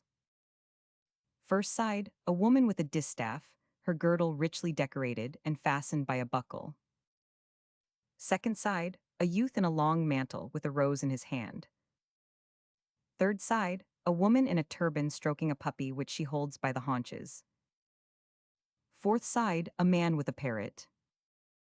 Fifth side, a woman in very rich costume, with braided hair and dress thrown into minute folds, holding a rosary, in her left hand, her right on her breast. Sixth side, a man with a very thoughtful face, laying his hand upon the leaves of the capital. Seventh side, a crowned lady with a rose in her hand. Eighth side, a boy with a ball in his left hand, and his right laid on his breast. 104, 16th capital. It is decorated with 8 large heads, partly intended to be grotesque 156 and very coarse 351 and bad, except only that in the sixth side, which is totally different from all the rest and looks like a portrait. It is thin, thoughtful, and dignified, thoroughly fine in every way. It wears a cap surmounted by 2 winged lions, and therefore, I think Salvatico must have inaccurately written the list given in the note, for this head is certainly meant to express the superiority of the Venetian character over that of other nations. Nothing is more remarkable in all early sculpture than its appreciation of the signs of dignity of character in the features, and the way in which it can exalt the principal figure in any subject by a few touches. 105, 17th capital. This has been so destroyed by the sea wind, which sweeps at this point of the arcade round the angle of the palace, that its inscriptions are no longer legible, and great part of its figures are gone. Salvatico states them as follows: Solomon the wise, Priscian the grammarian, Aristotle the logician, Tully the orator, Pythagoras the philosopher, Archimedes the mechanic, Orpheus the musician, Ptolemy the astronomer. The fragments actually remaining are the following. First side, a figure with 2 books in a robe richly decorated with circles of roses, inscribed Salomon Sapiens. Second side, a man with 1 book poring over it, he has had a long stick or reed in his hand. Of inscription, only the letters grammatic remain. Third side, Aristotle, so inscribed. He has a peaked double beard and a flat cap from under which his long hair falls down his back. Fourth side, destroyed. Fifth side, destroyed, all but a board with 3 counters on it. Sixth side, a figure with compasses, inscribed geomet. Seventh side, nothing is left but a guitar with its handle, wrought into a lion's head. Eighth side, destroyed. 106. We have now arrived at the 18th capital, the most interesting and beautiful of the palace. It represents the planets and the sun and moon in those divisions of the zodiac known to astrologers as their houses, and perhaps indicates, by the position in which they are placed, the period of the year at which this great cornerstone was laid. The inscriptions above have been in quaint Latin rhyme, but are now decipherable only in fragments. And that with the more difficulty because the rusty iron bar that binds the abacus has broken away. In its expansion, nearly all the upper portions of the stone, and with them the signs of contraction, which are of great importance. I shall give the fragments of them that I could decipher. First, as the letters actually stand, putting those of which I am doubtful in brackets, with a note of interrogation, and then as I would read them. 107. It should be premised that, in modern astrology, the houses of the planets are thus arranged. The house of the Sun is Leo. Moon, Cancer. Of Mars, Aries and Scorpio. Venus, Taurus and Libra. Mercury, Gemini and Virgo. Jupiter, Sagittarius and Pisces. Saturn, Capricorn. Herschel, Aquarius. The Herschel planet being, of course, unknown to the old astrologers, we have only the other 6 planetary powers, together with the Sun, and Aquarius is assigned to Saturn as his house. I could not find Capricorn at all, but this sign may have been broken away, as the whole capital is grievously defaced. The 8th side of the capital, which the Herschel planet would now have occupied, bears a sculpture of the creation of man. It is the most conspicuous side, the one set diagonally across the angle, or the 8th in our usual mode of reading the capitals, from which I shall not depart. 108. The first side, then, or that towards the sea, has 353 Aquarius, as the house of Saturn, represented as a seated figure beautifully draped, pouring a stream of water out of an amphora over the leaves of the capital. His inscription is Et Saturn domus eclosunt, 17 Bri. 109. Second side. Jupiter in his houses Sagittarius and Pisces, represented throned, with an upper dress disposed in radiating folds about his neck and hanging down upon his breast, ornamented by small pendant trefoiled studs or bosses. He wears the drooping bonnet and long gloves, but the folds about the neck, shot forth to express the rays of the star, are the most remarkable characteristic of the figure. He raises his scepter in his left hand over Sagittarius, represented as the centaur Chiron, and holds 2 thunnies in his right. Something rough, like a third fish, has been broken away below them, the more easily because this part of the group is entirely undercut, and the 2 fish glitter in the light, relieved on the deep gloom below the leaves. The inscription is Inde Jovi 157, Dona Pises simul ac Sirna. Dor. Inde Jovis Dona. Pisces simul ac Chirona. Domus is, I suppose, to be understood before Jovis. Then the house of Jupiter gives or governs, the fishes and Chiron. 110, third side, Mars in his houses Aries and Scorpio. Represented as a very ugly knight in chain mail, seated sideways on the ram, whose horns are broken away, and having a large scorpion in his left hand, whose tail is broken also, to the infinite injury of the group, for it seems to have curled across to the angle leaf, and formed a bright line of light like the fish in the hand of Jupiter. The knight carries a shield, on which fire and water are sculptured, and bears a banner upon his lance, with the word deferosum, which puzzled me for some time. It should be read, I believe, defero 354 sum, which would be good Venetian Latin for I am of iron. 111, fourth side. The Sun in his house Leo, represented under the figure of Apollo, sitting on the lion with rays shooting from his head and the world in his hand. The inscription Tu is domus solis quo, sin lieni. I believe the first phrase is Tunc est domus solis, but there is a letter gone after the quo, and I have no idea what case of signum sine stands for. 112, fifth side. Venus in her houses Taurus and Libra, the most beautiful figure of the series. She sits upon the bull, who is deep in the dewlap and better cut than most of the animals, holding a mirror in her right hand and the scales in her left. Her breast is very nobly and tenderly indicated under the folds of her drapery, which is exquisitely studied in its fall. What is left of the inscription runs Libra cum taro domus purior or. 113, sixth side. Mercury, represented as wearing a pendant cap and holding a book. He is supported by 3 children in reclining attitudes, representing his houses Gemini and Virgo. But I cannot understand the inscription, though more than usually legible. Occupet Aragon Stibbons Geminuk Lacun. 114, seventh side, the moon in her house Cancer. This sculpture, which is turned towards the Piazzetta, is the most picturesque of the series. The moon is represented as a woman in a boat, upon the sea, who raises the crescent in her right hand, and with her left draws a crab out of the waves, up the boat's side. The moon was, I believe, represented in Egyptian sculptures as in a boat, but I rather think the Venetian was not aware of this, and that he meant to express the peculiar sweetness of the moonlight at Venice, as seen across the lagoons. Whether this was intended by putting the planet in the boat may be questionable, but assuredly the idea was 355 meant to be conveyed by the dress of the figure. For all the draperies of the other figures on this capital, as well as on the rest of the façade, are disposed in severe but full folds, showing little of the forms beneath them. But the moon's drapery ripples down to her feet so as exactly to suggest the trembling of the moonlight on the waves. This beautiful idea is highly characteristic of the thoughtfulness of the early sculptors. 500 men may be now found who could have cut the drapery, as such, far better, for one who would have disposed its folds with this intention. The inscription is Lune Cancer Damuti Pibet Ierb Signoro. 115, eighth side, God creating man. Represented as a throned figure with a glory round the head, laying his left hand on the head of a naked youth and sustaining him with his right hand. The inscription puzzled me for a long time, but except the lost R and M form of it and a letter quite undefaced, but to me unintelligible before the word Eva, in the shape of a figure of 7, I have safely ascertained the rest.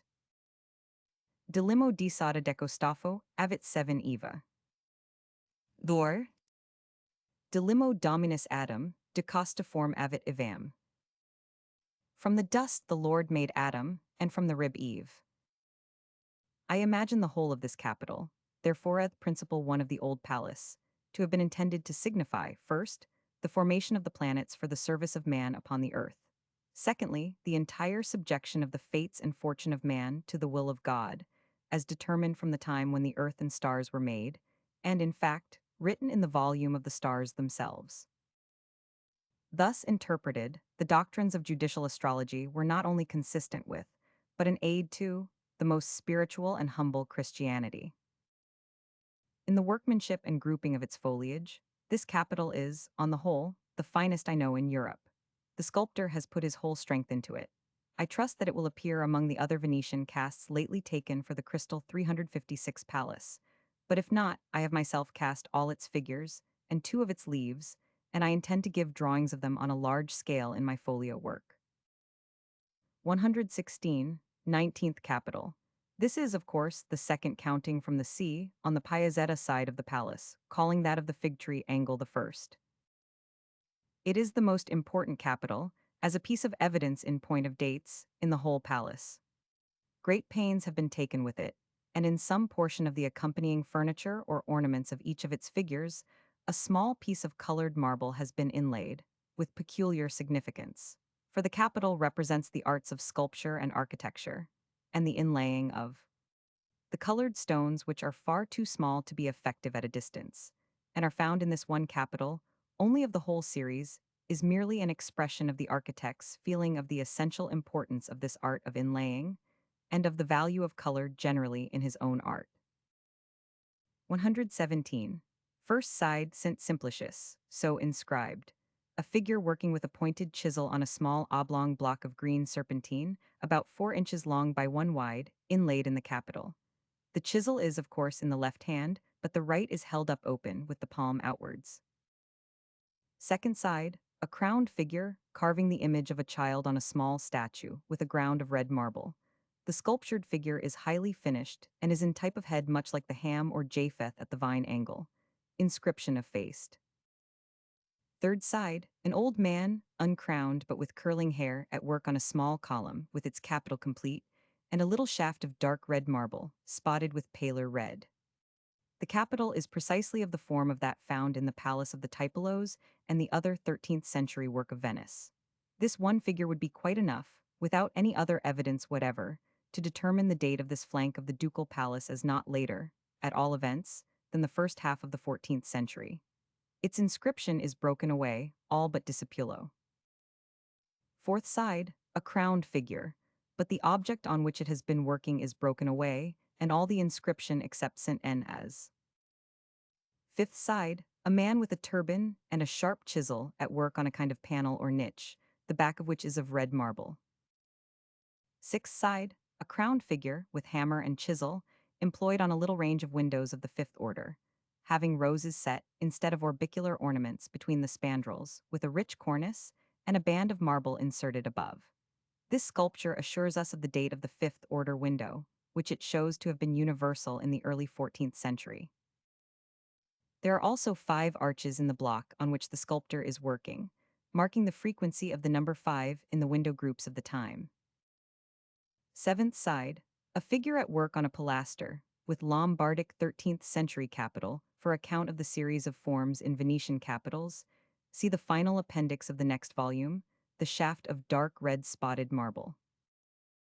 Eighth side, a figure with a rich open crown, working on a delicate recumbent statue, the head of which is laid on a pillow covered with a rich checker pattern, the whole supported on a block of dark red marble. Inscription broken away, all but Symmachus, TV Ams. There appear, therefore, altogether to have been 5 saints, 2 of them popes, if Simplicius is the pope of that name, 3 in front, 2 on the 4th and 6th sides, alternating with the 3 uncrowned workmen in the manual labor of sculpture. I did not, therefore, insult our present architects in saying above that they ought to work in the mason's yard with their men. It would be difficult to find a more interesting expression of the devotional spirit in which all great work was undertaken at this time. 118, 20th capital. It is adorned with heads of animals, and is the finest of the whole series in the broad massiveness of its effect. So simply characteristic, indeed, of the grandeur 358 of style in the entire building, that I chose it for the first plate in my folio work. In spite of the sternness of its plan, however, it is wrought with great care in surface detail, and the ornamental value of the minute chasing obtained by the delicate plumage of the birds, and the clustered bees on the honeycomb in the bear's mouth, opposed to the strong simplicity of its general form, cannot be too much admired. There are also more grace, life, and variety in the sprays of foliage on each side of it, and under the heads, than in any other capital of the series, though the earliness of the workmanship is marked by considerable hardness and coldness in the larger heads. A northern Gothic workman, better acquainted with bears and wolves than it was possible to become in St. Mark's Place, would have put far more life into these heads, but he could not have composed them more skillfully. 119, first side. A lion with a stag's haunch in his mouth.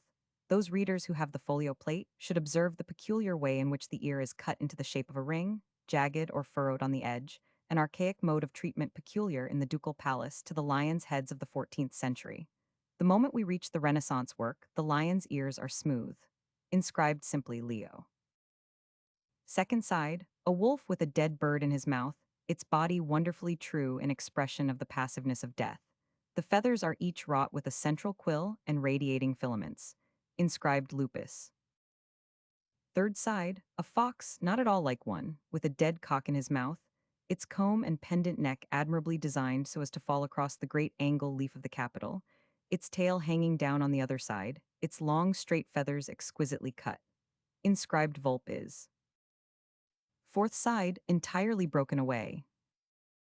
Fifth side, Aper, well tusked with a head of maize in his mouth, at least I suppose it to be maize, though shaped like a pinecone. Sixth side, Channies, with a bone very ill cut, and a bald-headed species of dog with ugly flap ears. Seventh side, Muscipulus, with a rat in his mouth. Eighth side, Ursus, with a honeycomb covered with large bees.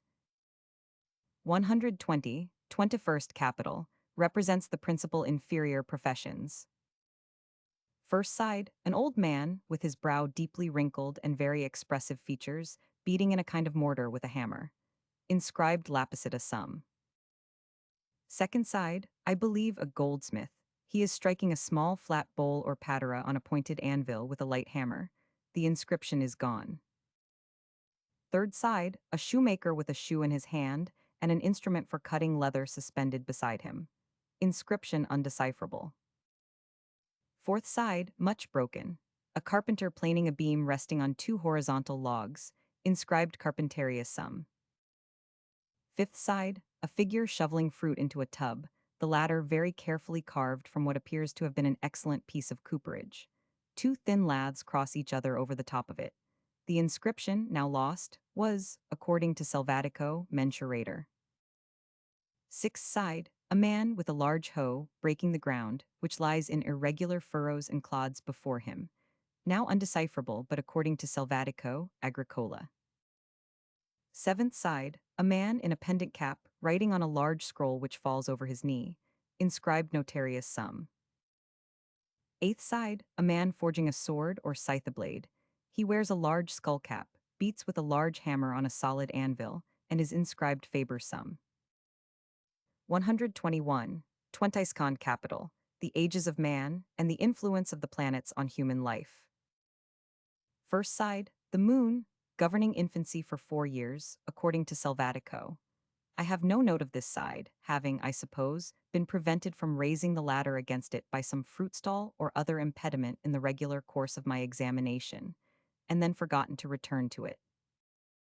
Second side, a child with a tablet and an alphabet inscribed on it. The legend above is Mercurius DNT, Puracy Pan 10, or Mercurius Dominator Puriti per annos 10, Selvatico reads 7. Mercury governs boyhood for 10 or 7 years. Third side, an older youth with another tablet but broken, inscribed. Adolescency P and 7 Selvatico misses this side altogether, as I did the first, so that the lost planet is irrecoverable, as the inscription is now defaced. Note the O for E in adolescentia, so also we constantly find U for O, showing, together with much other incontestable evidence of the same kind, how full and deep the old pronunciation of Latin always remained, and how ridiculous our English mincing of the vowels would have sounded to a Roman ear. Fourth side, a youth with a hawk on his fist. Juventudi DNT Sol, Pia 19, the sun governs youth for 19 years. Fifth side, a man sitting helmed with a sword over his shoulder, inscribed. Senectudi DNT Mars, Pn 15, Mars governs manhood for 15 years. Sixth side, a very graceful and serene figure, in the pendant cap reading. Cenici DNT Jupiter, Pn 12, Jupiter governs age for 12 years. Seventh side, an old man in a skull cap praying. Decrepite DNT Saturn Ucused Mote, Saturnus usque ad mortem. Saturn governs decrepitude until death. Eighth side, the dead body lying on a mattress. Ultima est mors pena peccati. Last comes death, the penalty of sin. 122. Shakespeare's 7 ages are of course merely the expression of this early and well-known system. He has deprived the dotage of its devotion, but I think wisely, as the Italian system would imply that devotion was, or should be, always delayed until dotage. 23rd capital. I agree with Selvatico in thinking this has been restored. It is decorated with large and vulgar heads. 123. 24th capital. This belongs to the large shaft which sustains the great party wall of the Sala del Gran Consiglio. The shaft is thicker than the rest, but the capital, though ancient, is coarse and somewhat inferior in design to the others of the series. It represents the history of marriage, the lover first seeing his mistress at a window, then addressing her, bringing her presents, then the bridal, the birth, and the death of a child. But I have not been able to examine these sculptures properly, because the pillar is encumbered by the railing which surrounds the 2 guns set before the Austrian guardhouse. 124. 25th capital. We have here the employments of the months with which we are already tolerably acquainted. There are, however, 1 or 2 varieties worth noticing in this series.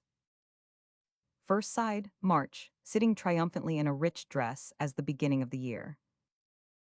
Second side, April and May. April with a lamb, May with a feather fan in her hand. Third side, June, carrying cherries in a basket. I did not give this series with the others in the previous chapter, because this representation of June is peculiarly Venetian. It is called the month of cherries, Mise del Ceres, in the popular rhyme on the conspiracy of Tiepolo, quoted above Vol. 1. The cherries principally grown near Venice are of a deep red color, and large but not of high flavor, though refreshing. They are carved upon the pillar with great care, all their stalks undercut. Fourth side, July and August. The first reaping, the leaves of the straw being given, shooting out from the tubular stalk. August, opposite, beats the grain, in a basket. Fifth side, September. A woman standing in a wine tub and holding a branch of vine, very beautiful. Sixth side, October and November. I could not make out their occupation. They seemed to be roasting or boiling some root over a fire. Seventh side, December. Killing pigs as usual. Eighth side, January warming his feet and February frying fish. This last employment is again as characteristic of the Venetian winter as the cherries are of the Venetian summer. The inscriptions are undecipherable, except a few letters here and there, and the words Martius, Aprilis, and Februarius. This is the last of the capitals of the early palace.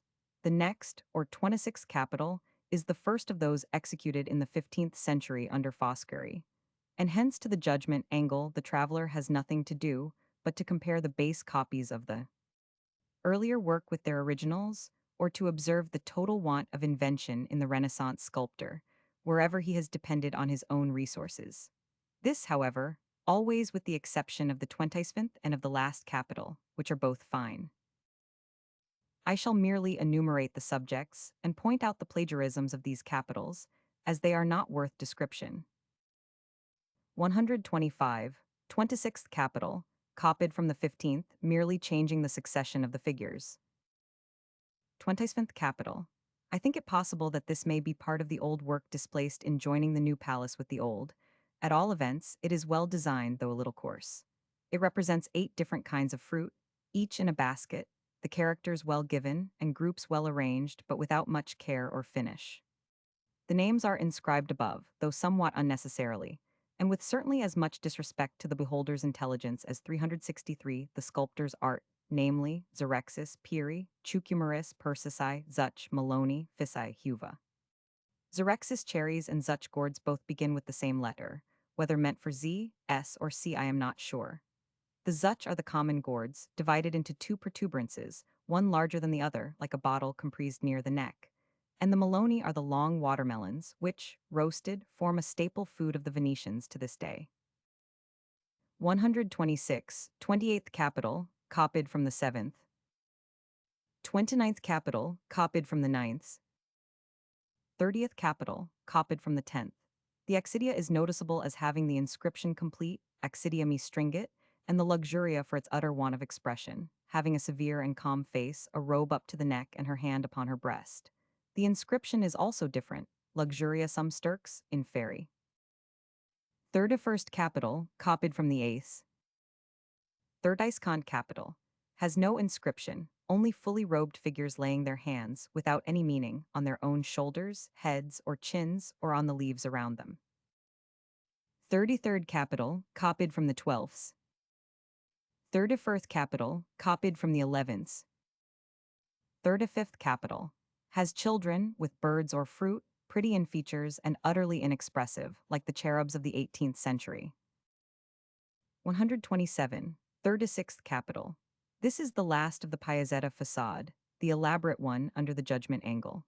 Its foliage is copied from the 18th at the opposite side, with an endeavor on the part of the Renaissance sculptor to refine upon it, by which he has merely lost some of its truth and force. This capital will, however, be always thought, at first, the most beautiful of the whole series. And indeed it is very noble. Its groups of figures most carefully studied, very graceful, and much more pleasing than those of the earlier work, though with less real power in them, and its foliage is only inferior to that of the magnificent fig tree angle. It 364 represents, on its front or first side, justice enthroned, seated on 2 lions, and on the 7 other sides examples of acts of justice or good government or figures of lawgivers, in the following order. Second side, Aristotle with 2 pupils giving laws, inscribed. Aristot chi dilige. Aristotle who declares laws. Third side, I have mislaid my note of this side. Selvatico and Lazari call it Isidore, .158. Fourth side, Solon with his pupils, inscribed. Solo uno decit savi di Grecia chi dilige. Solon, one of the 7 sages of Greece, who declares laws. Note, By the by, the pure Venetian dialect used in this capital, instead of the Latin in the more ancient ones. One of the seated pupils in this sculpture is remarkably beautiful in the sweep of his flowing drapery. Fifth side, the chastity of Scipio, inscribed. Isapiani a chastita ch, ila fia ila figlia, r. A soldier in a plumed bonnet presents a kneeling maiden to the seated Scipio, who turns thoughtfully away. Sixth side, Numa Pompilius building churches. Numa Pompilio, imperador edificador di tempi icis. Numa, in a kind of hat with a crown above it, directing a soldier in Roman armor. Note this, as contrasted with the mail of the earlier capitals. They point to a tower of 3 stories filled with tracery. Seventh side, Moses receiving the law, inscribed. Quando Mos receve la lege I sul monte. Moses kneels on a rock whence springs a beautifully fancied tree, with clusters of 3 berries in the center of 3 leaves, sharp and quaint, like fine northern Gothic. The half-figure 365 of the deity comes out of the abacus, the arm meeting that of Moses, both at full stretch with the stone tablets between. Eighth side, Trajan doing justice to the widow. Trajano imperador cifa justicia e la vedova. He is riding spiritedly, his mantle blown out behind, the widow kneeling before his horse. 128. The reader will observe that this capital is of peculiar interest in its relation to the much disputed question of the character of the later government of Venice. It is the assertion by that government of its belief that justice only could be the foundation of its stability, as these stones of justice and judgment are the foundation of its halls of council. And this profession of their faith may be interpreted in 2 ways. Most modern historians would call it, in common with the continual reference to the principles of justice in the political and judicial language of the period 159, nothing more than a cloak for consummate violence and guilt, and it may easily be proved to have been so in myriads of instances. But in the main, I believe the expression of feeling to be genuine. I do not believe, of the majority of the leading Venetians of this period whose portraits have come down to us, that they were deliberately and everlastingly hypocrites. I see no hypocrisy in their countenances. Much capacity of it, much subtlety, much natural and acquired reserve, but no meanness. On the contrary, infinite grandeur, repose, courage, and the peculiar unity and tranquility of expression which come of sincerity or wholeness of heart, and which it would take much demonstration to make me believe could by any possibility be seen on the countenance of an insincere man. I trust, therefore, that these Venetian nobles of the 15th century did, in the main, desire to do judgment and justice to all men. But as the whole system of morality had been by this time undermined by the teaching of the Romish Church, the idea of justice had become separated from that of truth, so that dissimulation 366 in the interest of the state assumed the aspect of duty. We had, perhaps, better consider, with some carefulness, the mode in which our own government is carried on, and the occasional difference between parliamentary and private morality, before we judge mercilessly of the Venetians in this respect. The secrecy with which their political and criminal trials were conducted appears to modern eyes like a confession of sinister intentions, but may it not also be considered, and with more probability, as the result of an endeavor to do justice in an age of violence, the only means by which law could establish its footing in the midst of feudalism? Might not Irish juries at this day justifiably desire to conduct their proceedings with some greater approximation to the judicial principles of the Council of Ten? Finally, if we examine, with critical accuracy, the evidence on which our present impressions of Venetian government are founded, we shall discover, in the first place, that 2/3 of the traditions of its cruelties are romantic fables.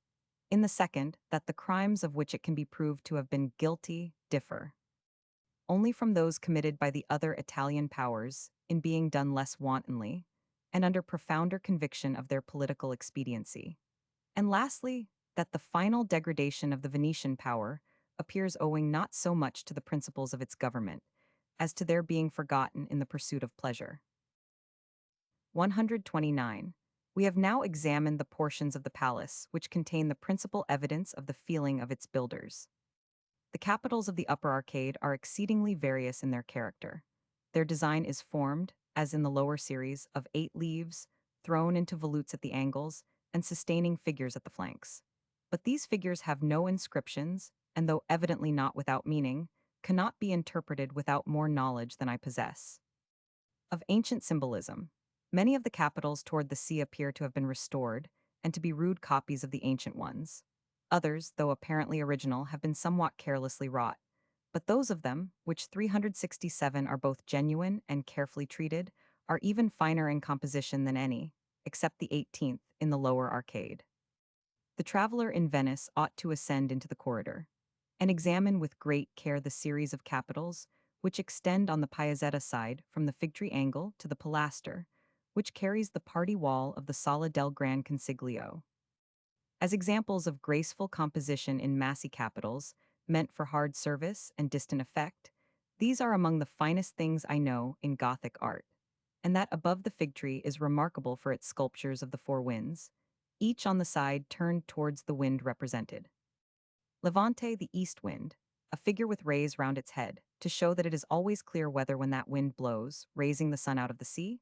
Hatro, the south wind, crowned, holding the sun in its right hand.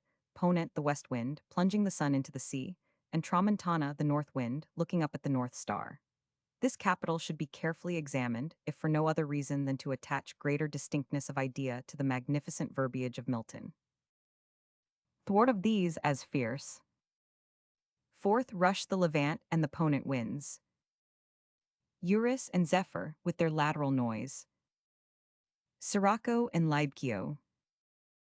I may also especially point out the bird feeding its 3 young ones on the 7th pillar on the Piazzetta side. But there is no end to the fantasy of these sculptures, and the traveler ought to observe them all carefully, until he comes to the great pilaster or complicated pier which sustains the party wall of the Sala del Consiglio. That is to say, the 47th capital of the whole series, counting from the pilaster of the Vine angle inclusive, as in the series of the lower arcade. The 48th, 49th, and 50th are bad work, but they are old. The 51st is the first Renaissance capital of the upper arcade. The first new lion's head with smooth ears, cut in the time of Foscari, is over the 50th capital, and that capital with its shaft stands on the apex 368 of the 8th arch from the sea, on the Piazzetta side, of which one spandrel is masonry of the 14th and the other of the 15th century. 130. The reader who is not able to examine the building on the spot may be surprised at the definiteness with which the point of junction is ascertainable, but a glance at the lowest range of leaves in the opposite plate 20 will enable him to judge of the grounds on which the above statement is made. Fig. 12 is a cluster of leaves from the capital of the four winds, early work of the finest time. Fig. 13 is a leaf from the great Renaissance capital at the Judgment angle, worked in imitation of the older leafage. Fig. 14 is a leaf from one of the Renaissance capitals of the upper arcade, which are all worked in the natural manner of the period. It will be seen that it requires no great ingenuity to distinguish between such design as that of Fig. 12 and that of Fig. 14. 20. Leafage of the Venetian capitals. Leafage of the Venetian capitals. 131. It is very possible that the reader may at first like Fig. 14 the best. I shall endeavor in the next chapter to show why he should not, but it must also be noted that Fig. 12 has lost and Fig. 14 gained, both largely under the hands of the engraver. All the bluntness and coarseness of feeling in the workmanship of Fig. 14 have disappeared on this small scale, and all the subtle refinements in the broad masses of Fig. 12 have vanished.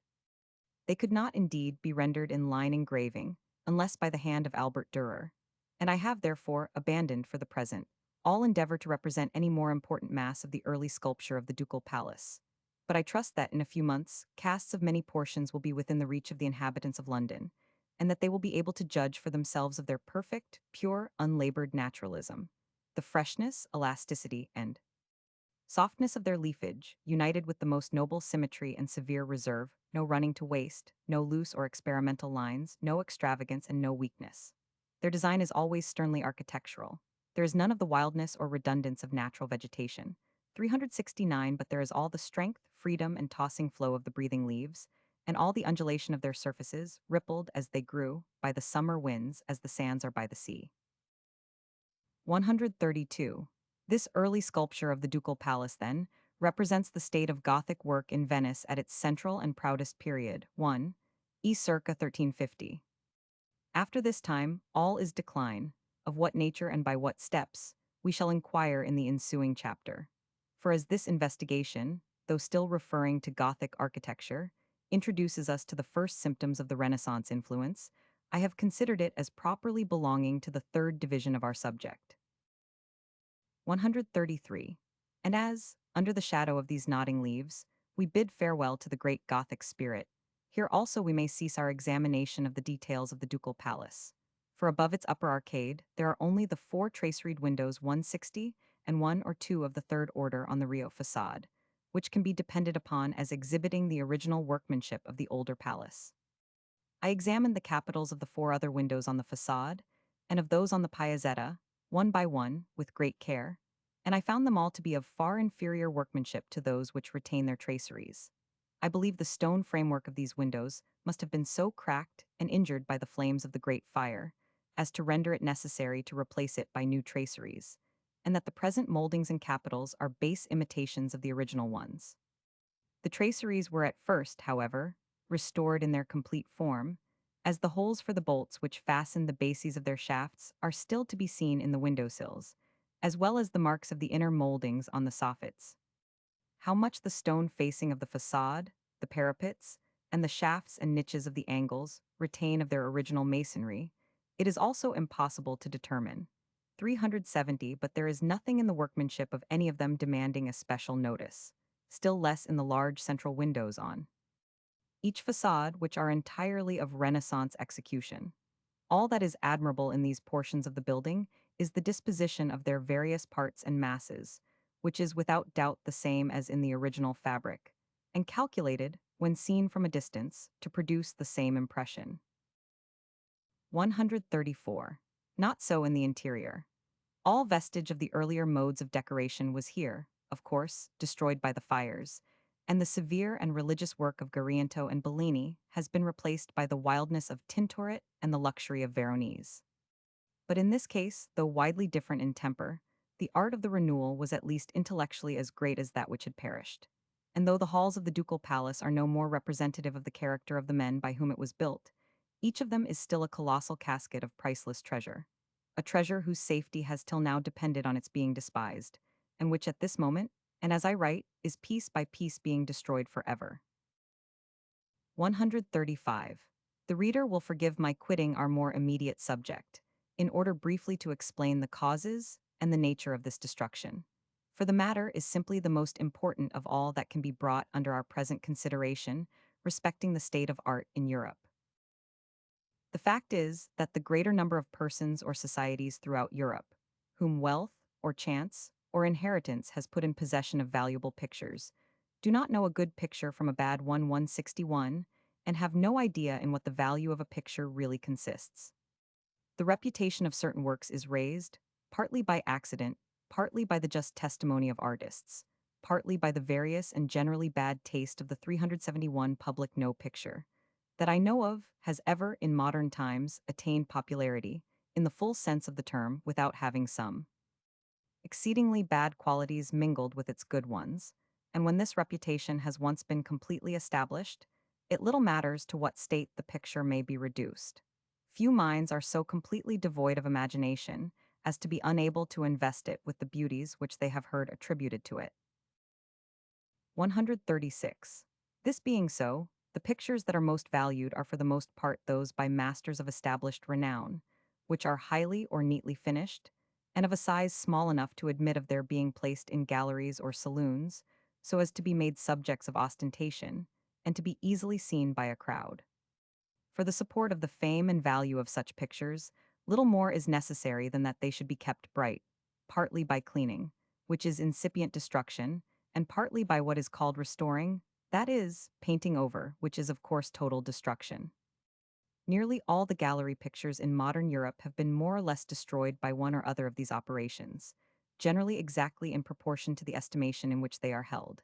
And as, originally, the smaller and more highly finished works of any great master are usually his worst, the contents of many of our most celebrated galleries are by this time, in reality, of very small value indeed. 137. On the other hand, the most precious works of any noble painter, are usually those which have been done quickly, and in the heat of the first thought, on a large scale, for places where there was little likelihood of their being well seen, or for patrons from whom there was little prospect of rich remuneration. In general, the best things are done in this way, or else in the enthusiasm and pride of accomplishing some great purpose, such as painting a cathedral or a camposanto from one end to the other, especially when the time has been short and circumstances disadvantageous. 138.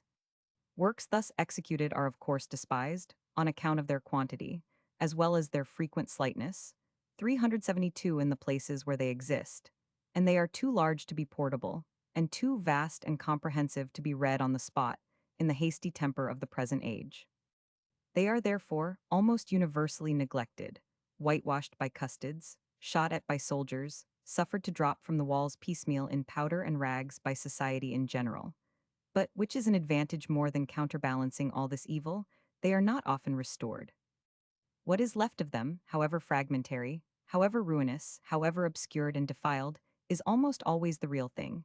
There are no fresh readings.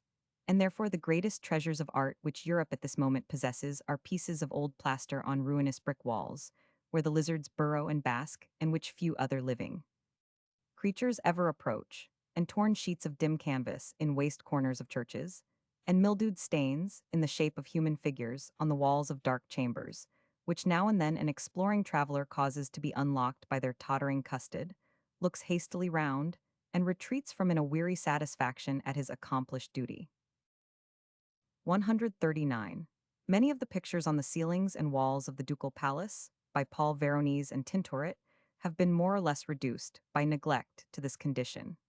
Unfortunately, they are not altogether without reputation, and their state has drawn the attention of the Venetian authorities and academicians. It constantly happens that public bodies who will not pay £5 to preserve a picture will pay 50 to repaint it. 162, and when I was at Venice in 1846, there were two remedial operations carrying on, at one and the same time, in the two buildings which contain the pictures of 373 greatest value in the city as pieces of color, of greatest value in the world, curiously illustrative of this peculiarity in human nature.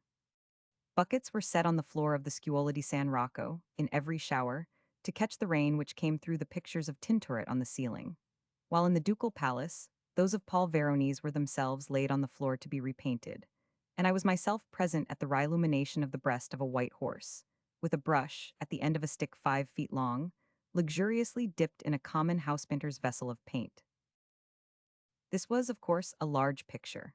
The process has already been continued in an equally destructive, though somewhat more delicate manner, over the whole of the humbler canvases on the ceiling of the Sala del Gran Consiglio, and I heard it threatened when I was last in Venice 18,512 to the Paradise at its extremity, which is yet in tolerable condition, the largest work of Tintoret, and the most wonderful piece of pure, manly, and masterly oil painting in the world. 140. I leave these facts to the consideration of the European patrons of art. 20 years hence they will be acknowledged and regretted.